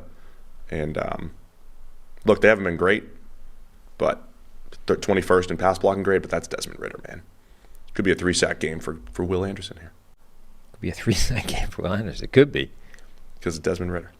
All right, where are you going with this one? What do we got? Atlanta? I'm buying into this Houston Atlanta thing. favored by 2. Yeah, I'm buying into the Houston thing for the moment. Atlanta might have some success, and we might actually get an exciting shootout type of game. But, man, that Bobby Slowick, CJ Stroud thing, I don't think is going away. Even if Stroud gets punished for a turnover-worthy play in this game, I still think they win. I'll also take Houston. 2-point underdogs here. Vegas still thinks the Falcons. They got both teams pretty even here. But why is Walt in the chat talking about discount meat? I don't know. Apparently, he just scored a great deal on lean pork chops. I'm interested. Tyler says that's his thing. $5.19 down to $2.89. Huh. So he talks about what he's going to cook. Okay. Interesting. All I'm right. looking for. Are ribs on sale at Kroger, by the way? When you see ribs on sale at Kroger, what? Ribs are always on sale. Yeah. Yeah. I'm ready to fire some more up on the Traeger. Mm-hmm. I just make them for myself. No one else in the family eats them. I throw 2 racks on there, spend all day slow cooking them for me. It's awesome. I love it. Very Let me know what selfish. the mac and cheese is. I'm good here. Yeah. These 2 racks of ribs. Baltimore Ravens at the Pittsburgh Steelers. The Ravens are favored by 3.5 at Pittsburgh. Ravens 3-1. Steelers 2-2. Always some great games here between the Ravens and the Steelers. Kenny Pickett had the knee injury at the end of the week, at the end of the game.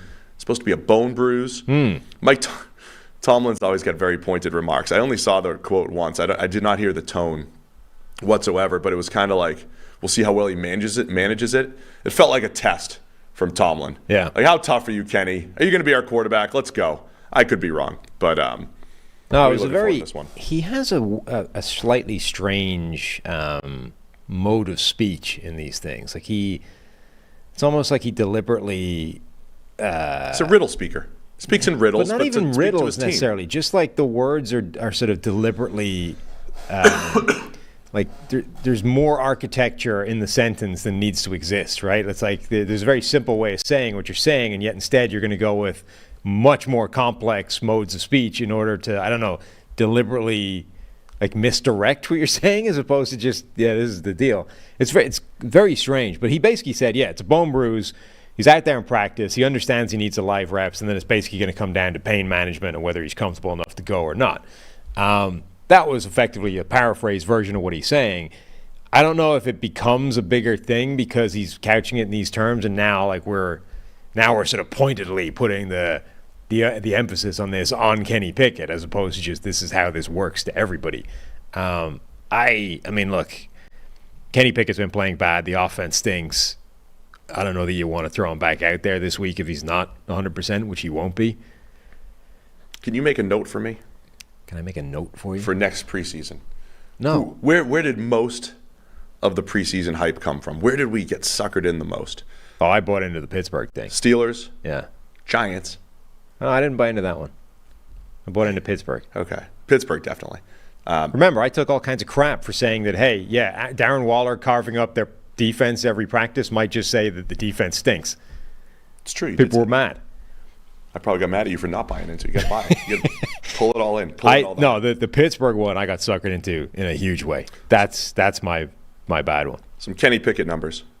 53.8 PFF grade ranks 32 out of 36 qualifiers. He's averaged 6.3. Here's a stat for you. 6.3 yards per attempt for Kenny Pickett in 4 games. And he has 2 touchdowns of 70-plus yards. So I know, like, Joe Burrow's averaging 4.8 or whatever yards per attempt. Take out 2 big plays, and Pickett's in that territory.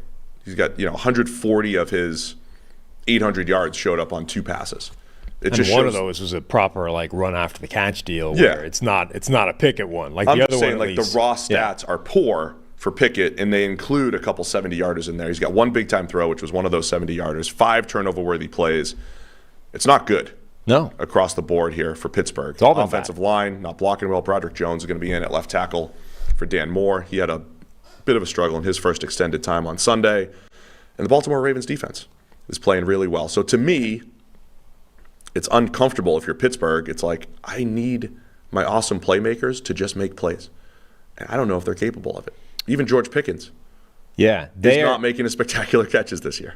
They, I think, are in bigger danger of having that losing season this year than they were last year when it looked like the inevitability that they would finally have that Tomlin losing season, and ultimately he managed to get away with it and scrape a winning record.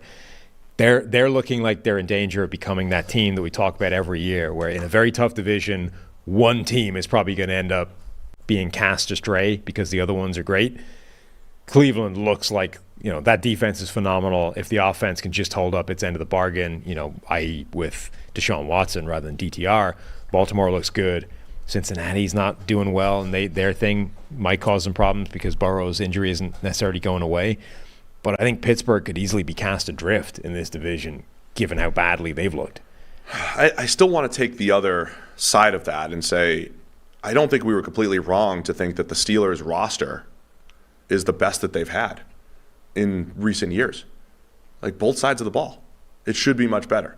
And I don't want to just keep picking on Matt Canada or anything here, but it's real. I mean, but there's just no evidence that he's doing anything to elevate the offense schematically. And there's plenty of evidence that he's actually hindering it, hampering it. I mean, this is what Mike Tomlin is dealing with now. Now they're like prisoners of their own creation because as an organization, they don't make knee-jerk reactions and fire people when things are going bad. They find a way of working through it, right? But if this was any other organization, I think they'd have already made a change. Somebody else would be calling plays by now, and that's not happening in Pittsburgh because that's not the way they do things. And generally, it's very hard to argue that that's the wrong approach, right? That's been a very successful organization over any period of time, but things need to change now. They're in danger of the same offseason conversation we had about Mac Jones in New England, where there was promise for the rookie quarterback, Mac Jones, Kenny Pickett. Year 2 felt like a throwaway, and for different reasons. The Patriots hired a defensive coordinator to call plays. Pittsburgh kept the same play caller, Matt Canada, without a track record of NFL success. And it's going to feel like, well, we don't know what Kenny Pickett is yet. Got to give him year 3. And then, maybe Pittsburgh makes this big – they bring in Cliff Kingsbury or something. Oh, this is a guy that'll get him going next year. And we'll feel like year 2's a throwaway. We'll see. I mean, Pittsburgh, it's a long season. The first quarter, I will never write off the Steelers because they were write-offable in recent years. Write-offable. And they bounced back to get to their 500 plus, right? And it's the Ravens. They'll be competitive. But I love the way Baltimore's playing defense. Roquan Smith is balling and has been since he became a Baltimore Raven. Kyle Hamilton, one of the best safeties in the league in year 2 here. A lot of good playmakers there. And then the offense, again, with Baltimore, I don't think the offense has been great yet. And that might be encouraging that there's more there once they get a little bit healthier and get used to the new system. Have you seen that George Pickens is basically over the contested catches this year? Like, that's crazy. That'll revert back. Sure, but I think it also highlights like the problem of, when your guy is a contested catch guy, that doesn't stay consistent year to year. You can have literally the best contested catch receiver in the NFL, which I think he probably still is, and you can go on a run where in 4 weeks he doesn't catch any of them. Like, it's just a hard thing to do consistently. And this is what makes analysis difficult, because Pickens looks like a more complete receiver this year. I think he is. In the preseason, he was, taking it to the house 50-plus yards a couple times. He looks quicker, faster, and then it's like, okay, now add that to the spectacular catchability, but it's just not there, man. And I mentioned Kenny Pickett, the worst quarterback in the NFL throwing outside the numbers. If we see Mitchell Trubisky, I'll just say this. Trubisky threw the ball fairly well last year. He had some duds in there, too, when he started, but he had some decent play. They don't get worse if Trubisky's the quarterback. Not the way Pickett's playing right now. So I think it's a good, close, interesting game either way. I mean, Trubisky was the starting quarterback when they beat the Bengals in Week 1 last year. He had a little bit of bad luck on some very close passes that probably should have been touchdowns last year. I like Baltimore, though. Even normally in these games, I'm like, it'll be a 3-point game. It's in Pittsburgh. Mm-hmm. I'll take the Ravens, though. The Steelers need like a Herculean effort by that defense to have a shot, I think, in this game. That is one thing I want to mention. Morgan Moses may be out for the season, right? Or out for the season at right tackle. The TJ Watt matchup versus right tackle, always huge. And Baltimore's O-line injuries maybe catch up at some point. I mean, Patrick McCarry against Myles Garrett last week was a train wreck. Like, that was terrible. So Baltimore definitely has some problems up front. And the Steelers, the one thing that they're bringing to the table is TJ Watt in particular, but Alex Highsmith can do some damage. Like, they have players that can exploit that. It sounds like Joey Porter Jr. is going to get elevated to being a starter. Probably not before time. Like, that'll be an interesting thing to watch. Do I go Pittsburgh? I really wanted to take Pittsburgh. That's my standard. It's this battle between the Ravens and Steelers. If it's more than 3 points, I'm going to keep it close. Yeah, I just feel like Baltimore's worth it at this point. All right. We're both taking Baltimore here. Giants at the Dolphins. Yikes. Yikes. We don't need this to be a one-off, right? The Giants fans are going to click into, I want to preview this game against the Dolphins. I'll never underestimate the power of hate watching, True. When your I bet we have a lot of hate watchers. When your team, well, not just us, but when your team stinks, you want to read all the analysis of how much they stink, You want to listen to it. You want to bathe in the misery. Everybody, if you're a hate watcher, just hit that thumbs up right now so I can see the tally if you're hate watching us right now. It's an 11-point spread here. Dolphins at home. It's not Miami in September, but it's Miami in early October. What's the weather like in early October in Miami? Still probably pretty hot. Still hot? Yeah. Probably hotter than East Rutherford. Yes. 11-point spread here for the Dolphins. Will they bounce back against the Giants here? You would think so. I mean, there's no evidence that the Giants defense is going to slow down this Miami offense. So that part should cook. And then it's like, can anything go right for the Giants offense? Because it's been miserable. On one hand, I think it's safe to say that the Giants, was it I think somebody emailed this question, and it'd be a good GM question, but the Giants making the playoffs and winning a playoff game last year, was that the worst thing to happen for their future? It was it really was year one of the rebuild. Yeah. And we were sitting here, part of the reason why I missed all my picks last year is because things didn't make sense, right? The Giants kept winning, the Vikings kept winning, and it's finally reverting back now, right? Because the Giants roster, it's like, okay, they won all these games last year, and they're making some moves in the offseason. I want to say nice things about the Giants. Maybe Brian Daboll's a genius coach. How did they do it? Wink. They improved, increased variability, and they hit the right side of it last year. And maybe they could do that again. And so even if you expected regression, it's like, well, they can't do that again. And the reality is they're in year 2 of a rebuild. They're in year 2 of a rebuild, the Giants. Year 1 happened to look great from wins and losses standpoint, and they also ran into the other team with crazy luck, and they beat them in the playoffs. Yeah. But they're in year 2 of the rebuild. So maybe we shouldn't be surprised. I didn't think it'd be this bad, right? Nobody expected it to be this bad, though, for the Giants. O-line injuries, they can't block. Daniel Jones looks spooked. The defense can't cover. It's just, the defense was actually pretty good against the Seahawks the other night, but it's just all bad right now in New York. Yeah, I think the problem is it changes expectations. Like, that's the danger of what happened a year ago, is you go from, it changes your timeline, it changes the expectations going into next year. Everybody expects you to be ahead of where you actually are. Now, the real problem is not that they're failing to meet the expectations that have been raised from a year ago, it's that they're failing to even stay where they should be, and are just catching the bad end.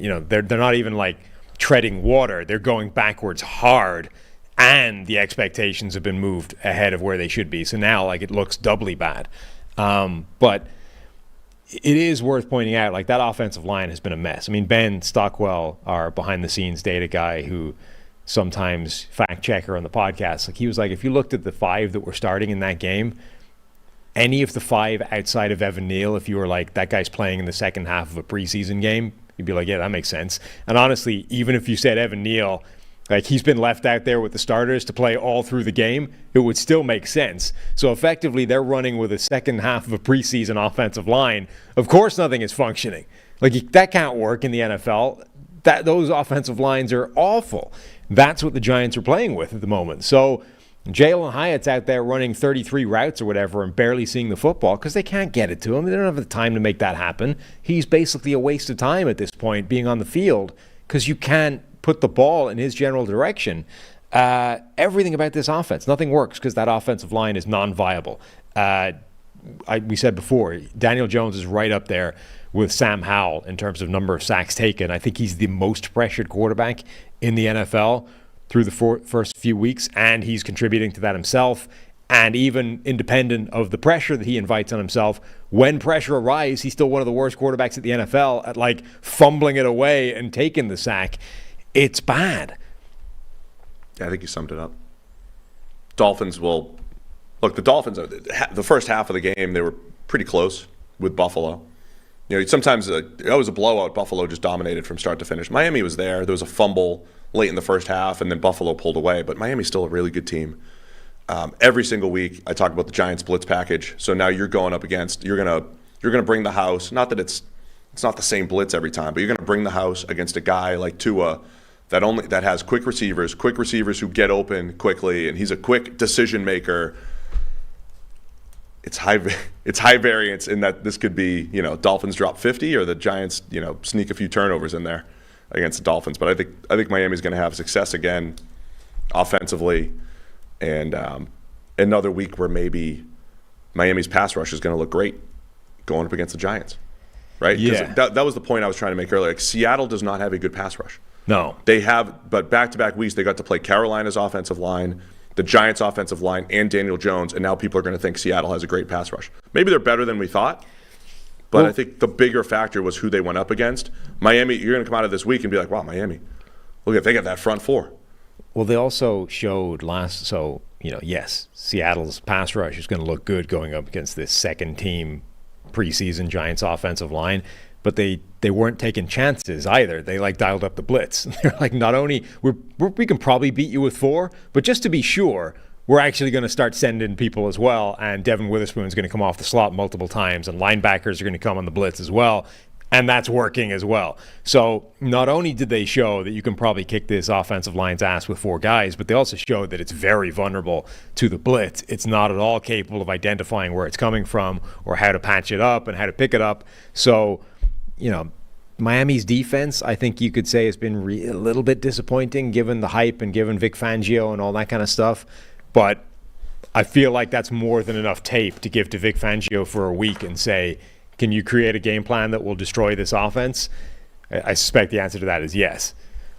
Just want to point out on the positive note for the Giants, Dexter Lawrence is still awesome at nose tackle. I love him. Love watching him. He's still really good and still a dominant player. 11 points. Yeah, that's a lot. I'll still take Miami right now. Yeah, I'm going Miami as well. It's football. We know it's not as simple as we just saw the Giants get smoked at home. Therefore, they're going to be bad forever. Like I think Brian Daboll will get them playing better at some point. I'm not sure when, but at some point the Giants will look better than they have. 3 out of 4 games have been a disaster. How much room for this to continue the way it is do you think they have before like the Daboll Daniel Jones thing becomes like an actual issue? He looked pissed in that game. He's firing tablets at him and everything. Yeah, like I don't know, man. This is the flip side of the quarterback gets all the credit stuff, and when everything's going well, the quarterback's the only guy anybody's talking about. Well, when things are going badly, even if you have a second team offensive line protecting you, when you heave the ball, for a pick six to a corner who's just standing there waiting for it in the red zone, you're going to take the crap. Yeah, like the O-line wasn't great last year, but they had a good run game. They had a good design run game. Their receivers were underrated and getting open. And Daniel Jones runs an offense pretty well. But you could tell things are not working for him right now, right? There were some sacks that were completely on him. If you see an unblocked slot corner, sacking you, it's probably on the QB. Pre-snap recognition, not throwing hot behind him. Other passes where he's leaving a clean pocket, and then there's other passes where he's got no chance. The screenshot I put up there, he gets to the top of his drop, and the dude's on his back. So it's this combination of all this stuff that's ruining Daniel Jones. Not that he was great before, but we've seen him be serviceable and run an offense. He can't even do that right now. So it is a challenge, and it's a challenge for the Giants who invested all that money in him, thinking they could build this ecosystem around him, and they have not right now. Mm-hmm. At some point they'll play better, but not in the next 2 weeks against the Dolphins and the Bills. No. So I'll take the Dolphins to cover the 11. Yeah, I think I will as well. Carolina Panthers at the Detroit Lions. Lions favored by 9.5 now. The Lions. It's like all sorts of milestones. Favorites, baby. For the Lions. Not only are they favorites, but they're in like take care of business mode right now. The Lions. They're in, hey, don't slip up. They're going to play the Bucs next week, and they moved that to a 4:00 slate. They heard us complaining, Sam. There was only 3 games in the 4:00 slate in Week 6. Now we have a first-place matchup between the Lions and Bucs in Week 6 in the 4:00 window. That's where the Lions are right now. They're in take care of it. Don't look ahead to the next team. That's where the Lions are right now, favored by 9.5 against the Panthers. Yeah, I mean, there's no reason to think that's not legit, right? Carolina have looked pretty terrible. Their offense doesn't really function. They may have different reasons for it, but their offensive line is bad. Their receivers, I don't think, are particularly good, and Bryce Young is not yet able to elevate the play of everybody around him. Like, he's, if anything, making things worse with the occasional bad play, fumble, interception, whatever it is in any given week. So their offense doesn't work right now. Meanwhile, in Detroit, everything's kind of singing. Everything's going the way it's supposed to. That offense still cooking. The defense looks really good. They found more of a pass rush last week against Green Bay, which was a wild dynamic. A team that had only been Aiden Hutchinson suddenly found a bunch of other people, and one of the best offensive lines in the league, albeit down to backups in certain spots, gave up more pressure in that game than they given up in like the 3 previous games combined. So the Lions look really good right now. I feel like I was really disappointed in the Lions just from a analysis standpoint when they lost to the Seahawks in Week 2. But that looks like the anomaly in their season so far. The Lions played great against the Chiefs in Week 1, against the Falcons in Week 3, win 20-6, and then really dominated the Packers on Thursday Night Football last week. The one anomaly in there was the Lions kind of reverting back to a defense that was giving it up pretty easily against Seattle in Week 2 in the Dome. So just like the Giants have been bad for 3 out of 4 games, you've got the Lions really outstanding 3 out of 4 games here. And if that's, if they bring that level of consistency, they're an 11 or 12 win team. They're a legit team. And that's why they're favored by 9.5 here against the Panthers, trying to figure it out. Jared Goff, highest passing grade, PFF passing grade since Week 14 of last year, for whatever it's worth. He's playing pretty well. Yeah. You see Jameson Williams been reinstated? Yes. So they had some revision of the gambling policy that seemed to have resulted in like an amnesty for players. Not all of them, several players that had been banned. So Jamison Williams returns. Nicholas Petit-Frere returns. Dan Campbell has been fairly tamping down any kind of expectation for Jamison Williams. Is he in the doghouse, or is he simply like, things are cooking right now, why would we rock the ship with bringing him back and getting him a ton of... They tried to give him a bunch of preseason reps, and last year he was never going to be a polished receiver, but I think you expected for maybe 2 years, it's like, hey, take the top off the defense, run the Khalif Raymond route tree. Now they have both. So that's where I think the expectations are, right? We're going to take a few shot plays to Jamison Williams. We're going to take our shot plays to Khalif Raymond. We're going to have 8 to 10 plays a game where maybe both guys are on the field, and you're going to be like, shoot, how do I cover that? I got to play cover 2 or something. I got to do something to make sure that these guys don't create a 50-yard play. To me, that's my expectation for Jamison Williams. It's kind of like what I said about Gibbs. If they sat there and said, we got to give Jahmyr Gibbs 25 carries or 25 touches just to justify the pick, then you're going to lose out on Amon-Ra St. Brown and what Josh Reynolds is doing and what Sam Laporte is doing and Jared Goff just running the offense really effectively. So just take your shot plays, and when he gets better as a receiver, you give him more. I think that's just where he is right now in his development cycle. Yeah. Shot plays. Shots. I think the problem they have, though, is that they already have guys doing that. I don't know how much he's even going to play. And I also don't know if he is in the doghouse in sort of off-field terms, like the suspension. The suspension obviously is a pretty stupid thing to get done for. I don't know. I wonder if they're sort of souring on what he will be long term, but I certainly wouldn't expect much of an impact right away. All right. 9.5. Yeah, it's a lot.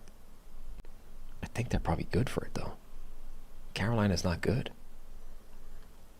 They're feisty on defense, Carolina. I'm going Detroit to cover 9.5. I'll take Carolina to keep it close. Bryce Young made some strides last week, baby steps. Still had some blitz recognition issues at the end. Is that a pun? Oh, no, it wasn't, but it'd be a good one if it was. He was taking baby steps. Uh-huh. Yeah. New England Patriots favored by 1.5 at home against the New Orleans Saints. Both teams coming off some really disappointing losses. Saints lose the division matchup to the Tampa Bay Bucks at home, a rarity in that rivalry. And the Patriots coming off the 38-3 drubbing at the hands of the Cowboys. How does Bill Belichick bounce back from the largest defeat of his career? What was the last time that happened? How did he bounce back the following week? They bounced back perfectly fine. They won the next 20 games, I think. Yeah. To me, the Patriots analysis has landed pretty straightforward. The post-Tom Brady era for the Patriots is they win the games they're supposed to and they lose the games they're supposed to. That's it. Not so much are they favored, but they've beaten one 10-win team since 2020. And it's really 2 10-win teams, right? They beat the Titans in 2021, the number 1 seed Titans, and they beat the Bills. People forget they beat the Bills when there was 65-mile-an-hour winds or whatever it was on Monday Night Football, and Mac Jones threw the ball 3 times. Pretty much every other time the Patriots have played a good team, they've lost. But then other times they play poor teams and they beat up on them, and it's like, maybe it's old New England. They beat up on bad Jets teams or Zach Wilson or whoever it is, Sam Ellinger. So that's where New England is. My question is this a game they're supposed to win? Because it's a pretty evenly matched up matchup of teams that are a little disappointing right now. I continue to think the Saints should be much better. I could also be very wrong. Derek Carr is playing the worst ball of his career, plus he's been hurt. And maybe the Saints don't have more. But again, any given week, that defense can play legit. They're tough playing man coverage. New England can't complete passes against man coverage. It's actually a pretty evenly matched game for 2 teams that really need a win. Yeah, New England's defense is supposed to be their strength, but now they're losing a lot of players. They're pretty banged up, and key players. I mean, you've lost arguably your best pass rusher, arguably your best cornerback, albeit a rookie. I mean, those are 2 pretty big blows to deal to any defense in the space of a single week. Conversely, the New Orleans defense has been playing pretty well. Their corners have been super aggressive, making a ton of plays on the ball. I like their side of the ball their side of the ball on defense more than I like New England's, even if I think the Patriots will be better coached in the long run. They're just banged up.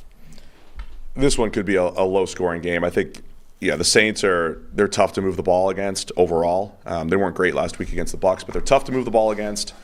And how does Mac Jones bounce back? Like, that was an extreme game of bad. That was the worst game of Mac Jones' career by far. Awful game. Yes. And now the stretch of play this season hasn't been great from Mac Jones, but certainly not at that level against Dallas last week. Yeah. How does he bounce back here? He had a turnover-worthy play rate of 21% in that game. Yeah. That's silly. Like a bad turnover-worthy play rate is like 5%. Yeah. Every 5 passes, he was throwing the ball to the defense or handing it to the defense. Yeah. That's correct. That was his game last week. That's not good. Against Dallas. So you're not expecting that to happen, but he's gotten worse. Like, he was actually pretty good against the Eagles week 1, and he's gotten progressively worse throughout the season.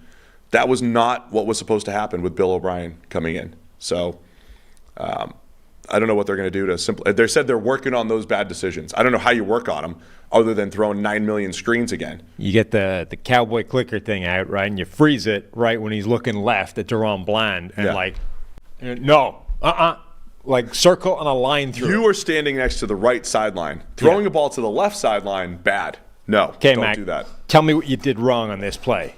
You were outside the pocket against a very fast defense. Chances are somebody might be bearing down on you. Don't fumble it. So, I'm expecting a low-scoring game. I'm assuming Carr's back out there again. He threw 13 passes to Alvin Kamara last week for 30 yards. I keep expecting the Saints to break out because I love their pass catchers, and someday it'll happen. Yeah, I mean, like last week, because of the shoulder injury to Derek Carr, there was an easy thing to say, well, you should have just started Jameis. Now, okay, Jameis goes out there for one throw, just blindly throws the ball to the defense, so that doesn't help your case. But it feels like overall the right decision would have been to start Jameis going into that game. But given they didn't, I mean, they're not going to start him this week, even if Derek Carr's still dealing with some kind of shoulder, because it's going to be better than it was a week ago. Like, he's presumably closer to 100% going into this week than he was last week, so he's probably still going to be the guy. And if he is, I mean, they need Derek Carr playing better. Like, the logic of bringing in Derek Carr was you have this reasonable guarantee of a pretty high floor of play. And even if he can't get you to special, he's going to get you to pretty good. But right now, this is his worst PFF grade since his rookie year. And last year was his worst PFF grade since his rookie year. And we were trying to figure out why is that? So the last 2 years have been not so good for Derek Carr. New systems, new situations, what have you, but not trending in the right direction for $37.5 million. No. Patriots by 1.5. Where are you going in this one? I mean, I think the Patriots will bounce back, but even a bounce back might not get you to winning the game. I think New England they're usually a different team at home. The other issue with that is what I mentioned way back earlier in the show. Christian Gonzalez now out. Matthew Judon's out. J.C. Jackson comes in. He's still kind of banged up. New England has been dealing with a lot of injuries in their secondary. If there's a game for New Orleans to maybe find their passing attack, not saying it's easy against New England, but it's against, an injured secondary. Yeah, I'm going to go with the Saints. I do think New England will play. I think it's a game that they should win. They're favored, and that's the trend, I think, for the Patriots. They don't have too many. They're just a mediocre team that takes care of business when they're supposed to and loses when they're, underdogs. I mean, they're only just favored at home, which means on True. a neutral field, they're the worst team. That's true. So therefore, they shouldn't win. Maybe I should go to New Orleans. I'll take New England, though. You and I are going to have very different records this week, it seems. Great. That's been working out well for me so far. Ha! It's for making fun of me all last year. Philadelphia Eagles at the Los Angeles Rams. We're into the 4 o'clock slate. 4 more games. So soon. Eagles at Rams. Eagles favored by 4.5 in LA. What are you looking for? I mean, this is Can kind you hear of how squeaky this thing is? This is bad. I mean, I can. I don't know if it gets picked up on the mic. Does that come through? I hate moving. How impressive is this for the Rams that this is actually a reasonably close game by the spread? Coming into the season, this would have seemed like an absolute beatdown on paper, even on the road. Like Philadelphia would just come in and roll and take care of business. But the Rams team, outside of one performance, really, where the offensive line didn't function, and that's a risk this game because the Eagles have a good defensive line. But outside of that, It's been fine. Stafford is dealing. Puka Nacua looks legit. The offensive receivers giving him just enough to work with. The offensive line is giving him just enough to work with. Kyron Williams is crushing it. And Aaron Donald is back to being Aaron Donald. And that alone is enough for the defense to function. So the Rams are actually not a terrible side. Yeah, I'm impressed by the Rams, man. I was not expecting that. They've become one of the most fun teams in the NFL. And you know, we used to say it was stars and scrubs with the Rams. Well, Stafford's playing, you know, at one of the highest levels of his career overall. Aaron Donald, as you mentioned, is back. And the new star is Puka Nacua, setting all sorts of – he could sit out this week and he still has the most yards through 5 games, you know, of any receiver in NFL history. He already has 50-something targets. It's insane. Like that's a sort of, a guy missed a couple of games in a season type of number for some people. Let me see the text. Took a screenshot of the text that I sent. I don't think Zach will care. Yeah. Zach just said, the Puka guy you mentioned from BYU is interesting, though. Way back when I mentioned him. Yeah. The one concern for the Rams is, you know, they're only 2-2, and in 2 of those games, the 2 losses, their pass blocking grade has been 23.7 and 26.7. That's now the they thing go I up against can't. the Eagles. That's the thing I can't figure out. The part I can't figure out is when does that show up? It's kind of like Titans home and away. I mean, is it every other week? It showed up against San Francisco, elite pass rush. It showed up against Cincinnati, not an elite pass rush, but Trey Hendrickson, DJ Reader, like they've got some players, right? It didn't show up against Seattle, who don't have any pass rush. And it didn't show up, curiously, against the Colts, who should have been able to exploit that. Yeah, and the Colts had been playing pretty well up front. They're not great in Indianapolis, but they were on a good little stretch. But if we're trying to discern meaning from that, it feels like the Eagles are on the 49ers Bengals side of that spectrum more than they are the other two. I would expect a higher pressure game here.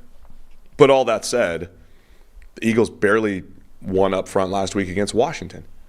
And that's annoying too, from just an analysis standpoint. Not that I'm rooting for it, just from an analysis standpoint. We see Jalen Carter there, though, 92.2 overall. Is it Jalen Carter going up against – is it the next Aaron Donald going up against Aaron Donald? Or is Jalen Carter just the next Chris Jones? I mean, whatever he is, I don't think Joe Noteboom can block Jalen Carter. That would be my overall point. And if he can, I don't know that Steve Avila can block Jalen Carter. Did they play? I was literally going to ask you that. Yeah. Did they meet in the national title game? But, you know, Jalen Carter looks like one of the best defensive interior guys in the NFL. The Rams' interior might be their weakest spot. And, you know, the Eagles got more than that as well. So I'm actually struggling to see. This feels like the kind of game where that mismatch is big enough that the Rams' offensive line doesn't function, the Rams' offense doesn't function, and we get the bad version of this offense. Yeah, I mean, I think on the other side, the Eagles, so I think the Eagles pass rush, they have one of those games that makes it really difficult for the Rams to run their offense. On the other side, again, repeating it for the 900th time over the last 2 years, the Eagles have multiple ways to win. I think they'll be able to run the ball effectively against this Rams front. If you can neutralize Donald in the run game and just know where he is, you could kind of scheme around his disruption. I think the Eagles will be able to run, and as they showed last week, if they get into a shootout and Hurts has to make a comeback or he's got to throw the ball down the field, they're capable of doing that as well. So I like the matchup for Philly, and I'm also, with you, impressed that it's only 4.5 for the Rams. If you told this to me back in week 1, I would say it's double digits. Even with Stafford, even with Donald, it looked like a double-digit type of difference, but the Rams are playing really well, and they're fun, man. But the Eagles' defense against Washington had 32 defensive stops. So that's a tackle that constitutes an offensive failure, right? Which could be 1 yard if it's third and fourth and short, or it can be 6 or 7 yards if it's 1st and 15 or whatever. Either way, the offense didn't gain enough for it to be a successful play. So 32 defensive stops, 18 of which were compiled by the combination of Nicholas Moreau and Zach Cunningham. So 2 linebackers accounted for 18 of 32 defensive stops that the Eagles had in that game. That's crazy. That's not what they're supposed to be. That's not their strength. It's not supposed to be their strength. I mean, Cunningham would be. Yeah, but it's just that's from a team building standpoint. It's like we're the Eagles trenches. Yeah. Neither of those guys are supposed to be starting for this year, right? No, I know. The Eagles, their depth shows up weekly in their different ways of winning. I think they'll cover the 4.5 here. Yeah, I've talked myself into struggling to see how the Rams can function against Philadelphia's defensive line. So, same. All right, Kansas City Chiefs at the Minnesota Vikings. Chiefs favored by 5 in Minnesota. We've been talking about this game for a few weeks now because Minnesota's blitzing like crazy. Mahomes sees the fewest blitzes in the NFL by far. For good reason. And for good reason, right? They always handling the blitz is multifaceted. It's recognition, it's scheme, making sure that you have answers, and other times it's just, oh, by the way, I'm going to out-athlete you. If you leave more holes in your coverage, I can either get outside the pocket and find someone, or I'll just, exploit it. Mahomes exploits that as well as any quarterback in recent memory. And now Minnesota, they also have, Brian Flores calling the shots. He's been on, I think he was on those Patriots staffs, at least in 2018, where they had some success against the Chiefs, and they weren't blitzing like crazy. So it'll just be interesting to see how Minnesota handles this. And the Vikings also have the second worst pass rush grade in the NFL. So they're blitzing heavy. They're not winning one-on-ones. That's the last time, there's a couple weeks ago, they have the worst pass rush grade. That's when Mahomes had his one great game this year, carving the Bills up. Yeah, so the Vikings, I think, have been just dealing with this problem on defense, this Sophie's choice of they don't have enough talent, and the only way of trying to offset that is by ramping up the aggression and just hoping you get the good plays at the back end of that. But the downside of that is you expose yourself to more big plays as well. And the Kansas City Chiefs and Patrick Mahomes feels like the sort of perfect storm nightmare scenario of that dynamic of we can't stop this guy with the talent we have. The only way of dealing with that is to get more aggressive, and all that does is expose us to the kind of plays that he makes regularly anyway. So it's always felt like a really difficult schematic problem to solve for Brian Flores and the Vikings. Remember, Chris was talking a bit during the broadcast in the Jets game of how the Jets, so they obviously kind of shit the bed on a couple of plays where Mahomes makes a big scramble, etc. But generally they were taking this approach of we're going to stay reasonably disciplined with our pass rush lanes, and there's going to be somebody hanging back ready for as soon as he breaks the pocket, that's when we can close on him, And if you listen to that, it's sort of slightly different. But remember when the Raiders randomly caused Patrick Mahomes all kinds of problems with that specific game plan? Is we're not going to attack him like crazy in the pocket. We're going to almost invite him to bounce out of the pocket and then converge on him quickly. And that caused him all kinds of issues for a while. I think Mahomes is generally in this area where I don't know what the game plan is supposed to be. You can't sit back. He'll carve you up. You can't go aggressive at him. He'll carve you up. He's unstoppable in those terms.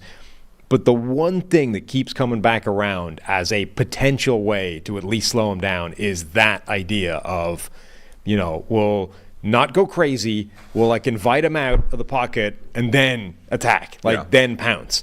But you're right. There's not a game plan for Mahomes. There are things you can do. There's pick your poisons, right? But I believe that's all the greats. I don't think there was a game plan to beat Peyton or Brady. That was not a pipe dream, right? It was just get pressure with 4. But one thing, so the Vikings are not set up, but they have a personnel group and a personnel sort of deployment by the way they're doing things in the moment that kind of plays into that. They play with these 3 safeties all the time. They've got a guy in Ivan Pace Jr. who's got that downhill athleticism. They could maybe lean into that as a concept of, let's almost like a sort of supercharged spy, quarterback spy deal of let's wait right up until he moments and then try and crunch down on him and hope to stop things that way. Ultimately, I don't really see a way it works. I think even with this Kansas City offense not firing on all cylinders this season outside of that one game, it just feels like the Vikings defense is such a problem that this is the get right game for them. Yeah, that's where the whole increased variance goes, right? Because if you are going to basically have an extra spy or you're going to send an extra rusher against Mahomes, that's one less person that you can put on Travis Kelce. Right. That's one less thing that you can do on the back end to bracket someone or take away a first read. But that's the issue with the whole thing is the cat and mouse game. And then, as we saw against the Jets, if you play man, and we've seen this in multiple games. It happened in Tennessee in overtime last year. Like, Mahomes will pick up 21 when he needs 20. He'll pick up 17 when he needs 16 on the ground. He is incredible as a scrambler. And so you could do a lot of things right and still lose. So, yeah, it is a big matter of, if you're going to be aggressive, you have to hope that he doesn't hit his first read. And then it's like, all right, now as he extends the play, we have a strategy for that. So we'll see what Minnesota looks at there. Jawan Taylor does have a 40 grade so far this year at right tackle due to all the penalties and just generally not playing nearly as well as he did last year. We'll see if Mahomes can also get a little more chemistry with his receivers. You know, those guys all being on the same page, and it's just been a disjointed offense outside of that Bears game for Kansas City. Defensively, one of the better Chiefs defenses we've seen in recent years. It's actually a pretty good matchup here. They'll play some press against the Vikings and Justin Jefferson and all those receivers. It's got to be a huge Kirk Cousins game through the air, I think, if they're going to compete here. Yeah. I'm expecting shootout. Yeah. Yeah, I mean, I think Kansas City's offense is definitely going to cook, and it's a case of whether Kirk Cousins can avoid, pick six or bad mistakes costing them, because it's very difficult to shut down Justin Jefferson. They have alternative options when you do. They've got just enough to be ticking away at a pretty high level, especially when they're going to have to chase a lot of games. So I think they'll put up some yards, but I think Kansas City is going to ease away and cover. Plus, it's in a dome. So Chiefs will get right in the dome. That's what happens. All right, 2 more games here. Jets at the Broncos. We forget that this is the Nathaniel Hackett revenge game here. Do we? Yeah. I mean, this is the game circled on the schedule. This was circled. You got Sean Payton, Nathaniel Hackett. It was supposed to be Aaron Rodgers sticking up for his coach. We got more breaking news for this game, too. Oh, really? The Denver Broncos will be releasing Randy Gregory. My goodness. Wow, was that a bad signing? It feels like. So that the 2022 free agent cycle featured Randy Gregory, 5 years, $70 million to Denver, featured J.C. Jackson. I mean, those may have been the 2 biggest signings. I mean, it's at least 2 of the best top 5. Remember Denver gazumped Dallas for that deal. Dallas thought they had the deal done, and then they jerked him around somehow. They didn't. Is he just going to go to Dallas now? Right, for $1. But Denver basically gave him the same deal that Dallas was offering, and because I forget how they'd screwed him over or annoyed him, but he basically went, all right, I'm going to go take Denver's deal. All right, the Cowboys should go buy Barstool back for $1. Yes. Right, repackage that joke. I don't know if I'm unimpressed or that's bad. I mean, it's bad investment, obviously. Yeah. I'm actually kind of impressed that teams are cutting their losses so quickly. I mean, we're just a few weeks into their second season in their respective places, and teams are just like, yep, we'll eat it. It's okay. But yeah, Denver, they've gotten a little better pass rush from guys like Nick Bonito. I saw somebody had added it up that the Chargers had essentially paid J.C. Jackson, or will have paid him when they give him the $12 million, $38.5 million for 7 games. That's not great. But similarly, I don't know what the cost. I don't know what Denver has paid Randy Gregory yet, but he has 27 pressures as a Bronco. Who does? Randy Gregory. 27? Yes. Aiden Hutchinson and whoever else is at the top of the NFL right now have 27 pressures in 4 games. Yeah. It seemed like a fine deal at the time.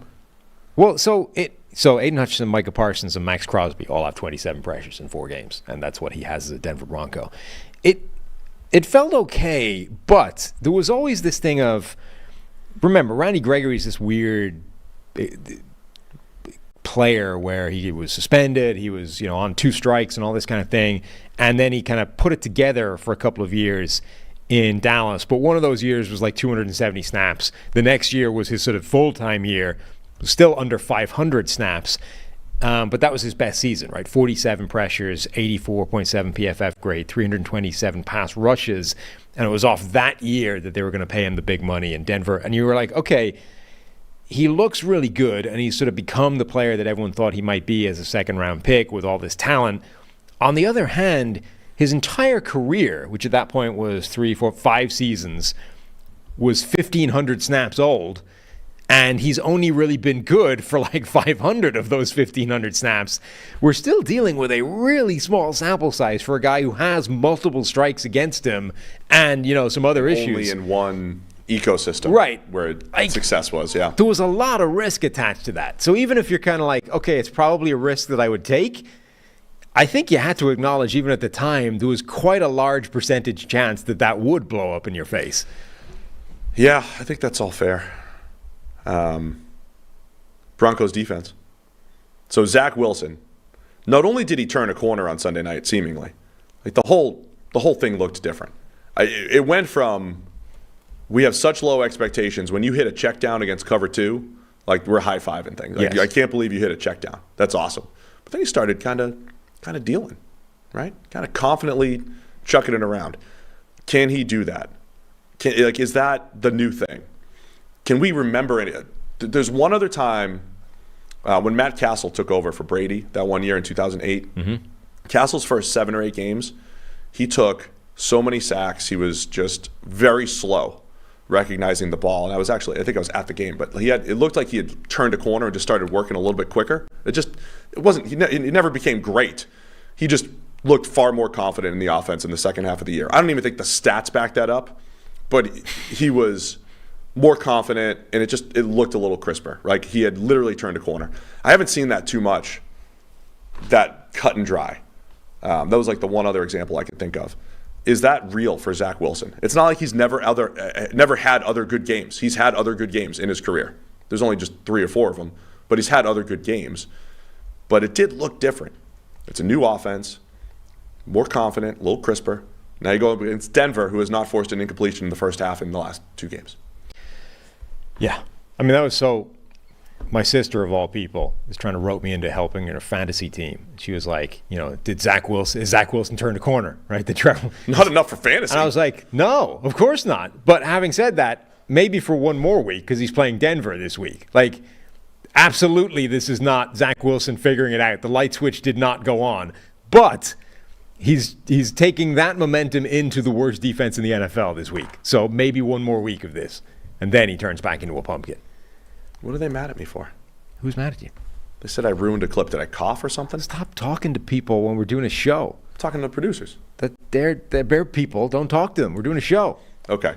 Yeah, so you don't think Zach Wilson's turned a corner for fantasy? No, except maybe this week, because the Denver defense stinks. We have the line in here as 1.5. It says 2. Denver's favorite in the YouTube chat. I put him in this morning. Maybe the line has changed. Maybe it's changed. Russ is playing well. I can't believe, like, this. We've said this the other day, but like Denver's defense has been so bad that we're missing the point. One of the biggest stories of the NFL this year was going to be Russell Wilson and Sean Payton. And it's like buried, completely buried, because Denver's defense is so bad and they're 1-3. Mm-hmm. But Russ is playing well. It's now 2. Russ is playing well. And win this game against the Jets. Very winnable game. Remember, the Jets they're a couple Josh Allen YOLO balls and a walk-off punt return from being 0-4, the Jets. So obviously it's a very winnable game for Denver at home. And you get back to 2-3, and maybe we're talking here. But the defense has to play better in Denver. They have to do something drastic. The linebackers, safeties, like everybody's out of position. Wide open throws left and right. Pass rush has been decent. Everything on the back end looks bad. They got to try something. Yeah, I don't know what the defense, they're in the same conversation on defense as Pittsburgh is with Matt Canada on offense. Like, this is so catastrophic. Things need to change. I'm not prescribing what that change needs to be, but something significant needs to happen between now and next week, because you get beat for 70 against the Dolphins, and let's face it, they let you off there. It should have been 73. You get hammered the next game, signs of life by the worst offense in the NFL. You need to change. Like, this is unbelievably terrible. As bad as it is, and it's historically bad, it's not unprecedented for teams to, improve.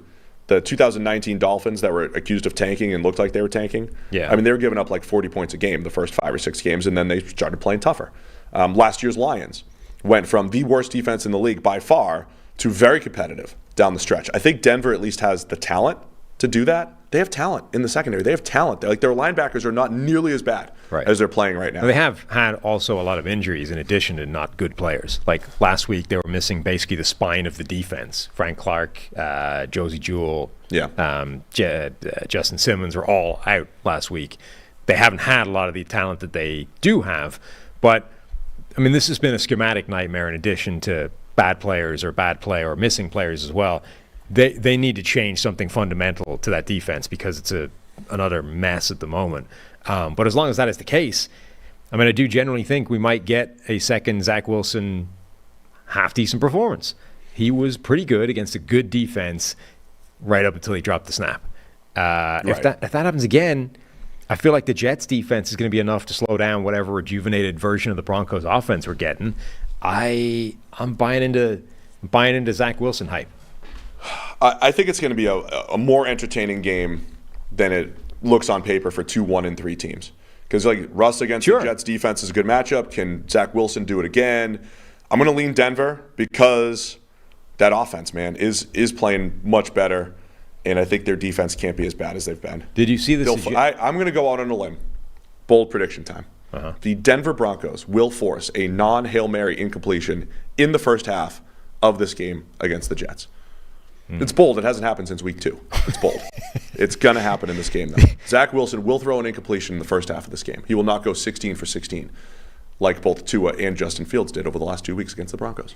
Did you see the suggestion that Zach Wilson decided to turn it on for that game because he was acutely aware that there was a massive new influx of Swifties watching his performance? Yeah. Oh, yeah. No. And that's not happening this week. What do you mean? They're not going to? You don't think they're going to carry him into the 4:00 window the next week? I don't think they're watching the Broncos game, the Swifties. They might. Well, who does Russ attract to watch the games? I don't know. Like strength coaches or something? Somebody, you remember that clip where he was injured and he was like taking the mental reps, but they were like the mental reps of like everything, not just, it was like him running through a whole game by himself. Yeah. I hadn't noticed at the time that in that whole sequence, he was doing like the fake handoffs and all this kind of crap. When he ran out onto the field, he was given like pretend fist bumps, like the hand thing where you hit everyone's hand on the way out. And then when he was calling plays, practice how you play. He was like in the huddle that didn't exist, looking up, talking to nobody. He was on a knee looking up, calling the play. Right, but not just like reading it out to himself. He was like, talking to his invisible offensive line. How would you do it? Not like that. I don't know how I would do it, but it wouldn't be like that. It wouldn't. I mean, that's right up there with the like high stepping down the plane on the way to London. Like that's peak absurdity. Let's wrap it up with Monday Night Football. Green Bay Packers at the Las Vegas Raiders. 2-2 Packers, 1-3 Raiders. And Packers are favored by 2.5 on the road in Vegas. Mm-hmm. Jimmy Garoppolo has been in concussion protocol. He should be back for this one, I believe. Get to see a little bit more Jordan Love. And the Packers, they're good. They've been good in pass pro until they ran into the Lions last Thursday night. Max Crosby up against Zach Tom will be a pretty interesting one. Zach Tom's been a pretty good right tackle and then got wrecked by Aiden Hutchinson, in addition to everybody else getting wrecked. But Tom had struggles there. Now he's going up against Max Crosby, who, is right there with the best pass rushers in the NFL. I think there's a little gap between, Micah Parsons, Myles Garrett, TJ Watt, those guys, and Max Crosby, but it's a very small one. He's as good as pretty much anybody. And he leads the league in total pressures, along with a couple of those other guys. I will say the Raiders' defense has been far more impressive than they looked on paper coming into the year. I mean, if you just looked at PFF grades or just general perception of players, it was like, who do they have with Max Crosby unless they have Nate Hobbs return back to form? There was a lot of guys who needed to return back to form. Mm-hmm. Nate Hobbs, Trayvon Merrig, some sort of pass rusher to produce opposite Crosby. We've seen a little bit of life from Malcolm Kuntz. But they've played pretty well. I mean, underrated last week. The Chargers, they had a 50-yarder at the end to Josh Palmer, but they were not moving the ball through the air with Herbert. A couple big plays were given up against the Steelers, but otherwise, Raiders did a nice job there. They did a nice job against Denver in Week 1. So a little better defensively. Josh McDaniels keeps claiming that the team is close. Sorry. I wasn't trying to be funny, but I am saying I kind of feel like they are. Like I kind of like they have the pieces offensively to play much better. Garoppolo's solid. Devontae Adams when healthy. They'll be all right. That reminds me of? Eddie Jones is the coach of the Australian rugby team right now, who are about to be sent home in ignominious failure from the World Cup, having lost to Tonga for the first time maybe ever, or certainly since like the 1950s. It's been a total train wreck, right? And after the Tonga game, he was like, we dominated them. This should have been a win. And then they'd been winless since he took over going into the World Cup. And everyone was like, it feels a little worrying. He's like, nah, we're going to win it. Not only are we going to be fine, we're going to win the World Cup. We're right on the edge. We're right there. It's perfect. Building perfectly. This is exactly the way the plan has been going. I'm getting very much Eddie Jones vibes out of the Josh McDaniels thing, which is like, nah, no matter how many L's you put in the column, this is exactly the way it was supposed to go. We're right on the edge, guys. And in 2-3 weeks, we're going to have turned that corner, and now you're going to be sorry. You're going to be looking like fools because you wrote us off when we were right here with one more win in their first 21 games than Tom Cable had. Well, I'm buying it. You're buying I'm buying into it. One thing, Chandler Jones has been released. He had there was some sort of, he was tweeting through some stuff, got arrested. So I didn't want to make any accusations the other day, but on the same day that Tupac's alleged killer got arrested in Vegas, Chandler Jones was also arrested in Vegas. And I was thinking the NFL scriptwriters did it again. I mean, that would have been a hell of a twist. Quite the twist. Yeah. Was Chandler Jones even alive? I doubt it. No, he's probably like 5 at that point. What was that, 96? Chandler Jones was drafted in 12. So, yeah, he was probably 4 at the time. He was 6. There you go. So that would be a twist. It would be a twist. That would be a twist. Yeah, I don't believe he's connected to that, legally speaking. Am I going to get in trouble again? Am I getting sued again? Probably. Anyway, Tyree Wilson watch. I mentioned he did have his first win as a pass rusher the other day. From a Packers perspective, what did we learn in that game against Detroit? Is Detroit just a much better team? Because the Packers they had a good first 3 weeks, right? They looked good over the first 3 weeks. Tough late loss to the Falcons. Nice comeback win against the Saints. You know, Jordan Love had his ups and downs, but it looked like a nice young passing attack was going to be tough to stop every single week, and kind of laid an egg against Detroit. Yeah, I mean, that was a concerning game, I think, for Green Bay because it turned a strength into a weakness. That offensive line, they'd given up nothing. Like Jordan Love, whatever you say about Love and the receivers and everything there, like they had a brilliant platform to work from every week because they had one of the best pass blocking units in the league, and it hadn't been doing the same job on the ground, but you know that's the lesser important part. And then against the Lions, they just got overwhelmed. They got overran. And if that exposed something that they'd actually been riding higher than they should have been this season, then maybe they have some worries. And look, this is all a personnel thing, right? Like when David Bakhtiari is there, he's still one of the best left tackles in the NFL, but the guy is dealing with a chronic knee injury, and now he looks like he's shut down for the year. It's not the same personnel that they started the season with. But if that has become a weakness, you know, the Raiders have a guy like Max Crosby that can expose that and cause all sorts of problems. And wherever you are on the Jordan Love experience so far this season, I don't feel like it's one that will be improved by a dramatic downturn in pass protection. Devontae Adams' revenge game. Is he healthy? We don't have an injury report. I mean, he's not going to be healthy. That looked like a pretty significant Adams shoulder play? bang. I would imagine he'll play, but I doubt he'll be healthy. I was going to say for Walt, I was going to pick the Raiders. I was going to pick the Raiders for Walt, but he's preaching tank right now in the chat. He wants to tank. He wants to tank already? Yeah, he's already in tank mode. But I'm feeling the Raiders. Feeling the Raiders here. You're buying into the Eddie Jones party line. Yeah, we've got them right where we want them. They can't be that bad. I was trying to play tough. They've played tough in 3 out of 4 games. So through their first 21 games, Josh McDaniels has one more win than Tom Cable, Norv Turner, and Dennis Allen, I think, are the 3 that were 1 win behind him. I was just going through how many more games those 3 lasted to see, you know, where are we here in this arc of Josh McDaniels. Norv got another year. Norv got 3 years there. Dennis Allen, I think, was done after that year, second season. I think Tom Cable might have been done after that second season as well. So he kind of needs to figure it out quickly. Otherwise, we might be ending this after this season. I'm just running. Look, both teams. I've actually been more impressed by both teams than I expected. Packers and Raiders. So I think it'll be a pretty fun Monday night game. I'll take the Raiders to cover the 2.5. Getting 2.5. Mark Davis taking crap from the fans in the stands. Yeah, he reads the comments. Well, he was. But what happened in the stands? He was just getting, like, the Raiders fans were wanting Josh McDaniels fired as they were walking past his suite, and he seemed to take offense to that. He was shouting back at them. I couldn't make out a single word from the entire video, but he seemed to be giving it back to them. I'm going Green Bay. All right, that's Monday Night Football this week. Bye week, and we still took longer. It's amazing. Pretty amazing. You know, that is what there's a, I forget what the theory is, but like the things will expand to fit the container. You know, cats do this, right? It's always been us. You put a cat in any container, and it'll take up the full thing, right? Yeah. We will expand to fit whatever amount of space we got. Well, no matter how many games there are, it's a 2.5-hour show. Yeah, I mean 4 games, previewing 2.5 hours. AFC, NFC Championship. Yeah, we'll take 2 hours. That's what we do. Mm-hmm.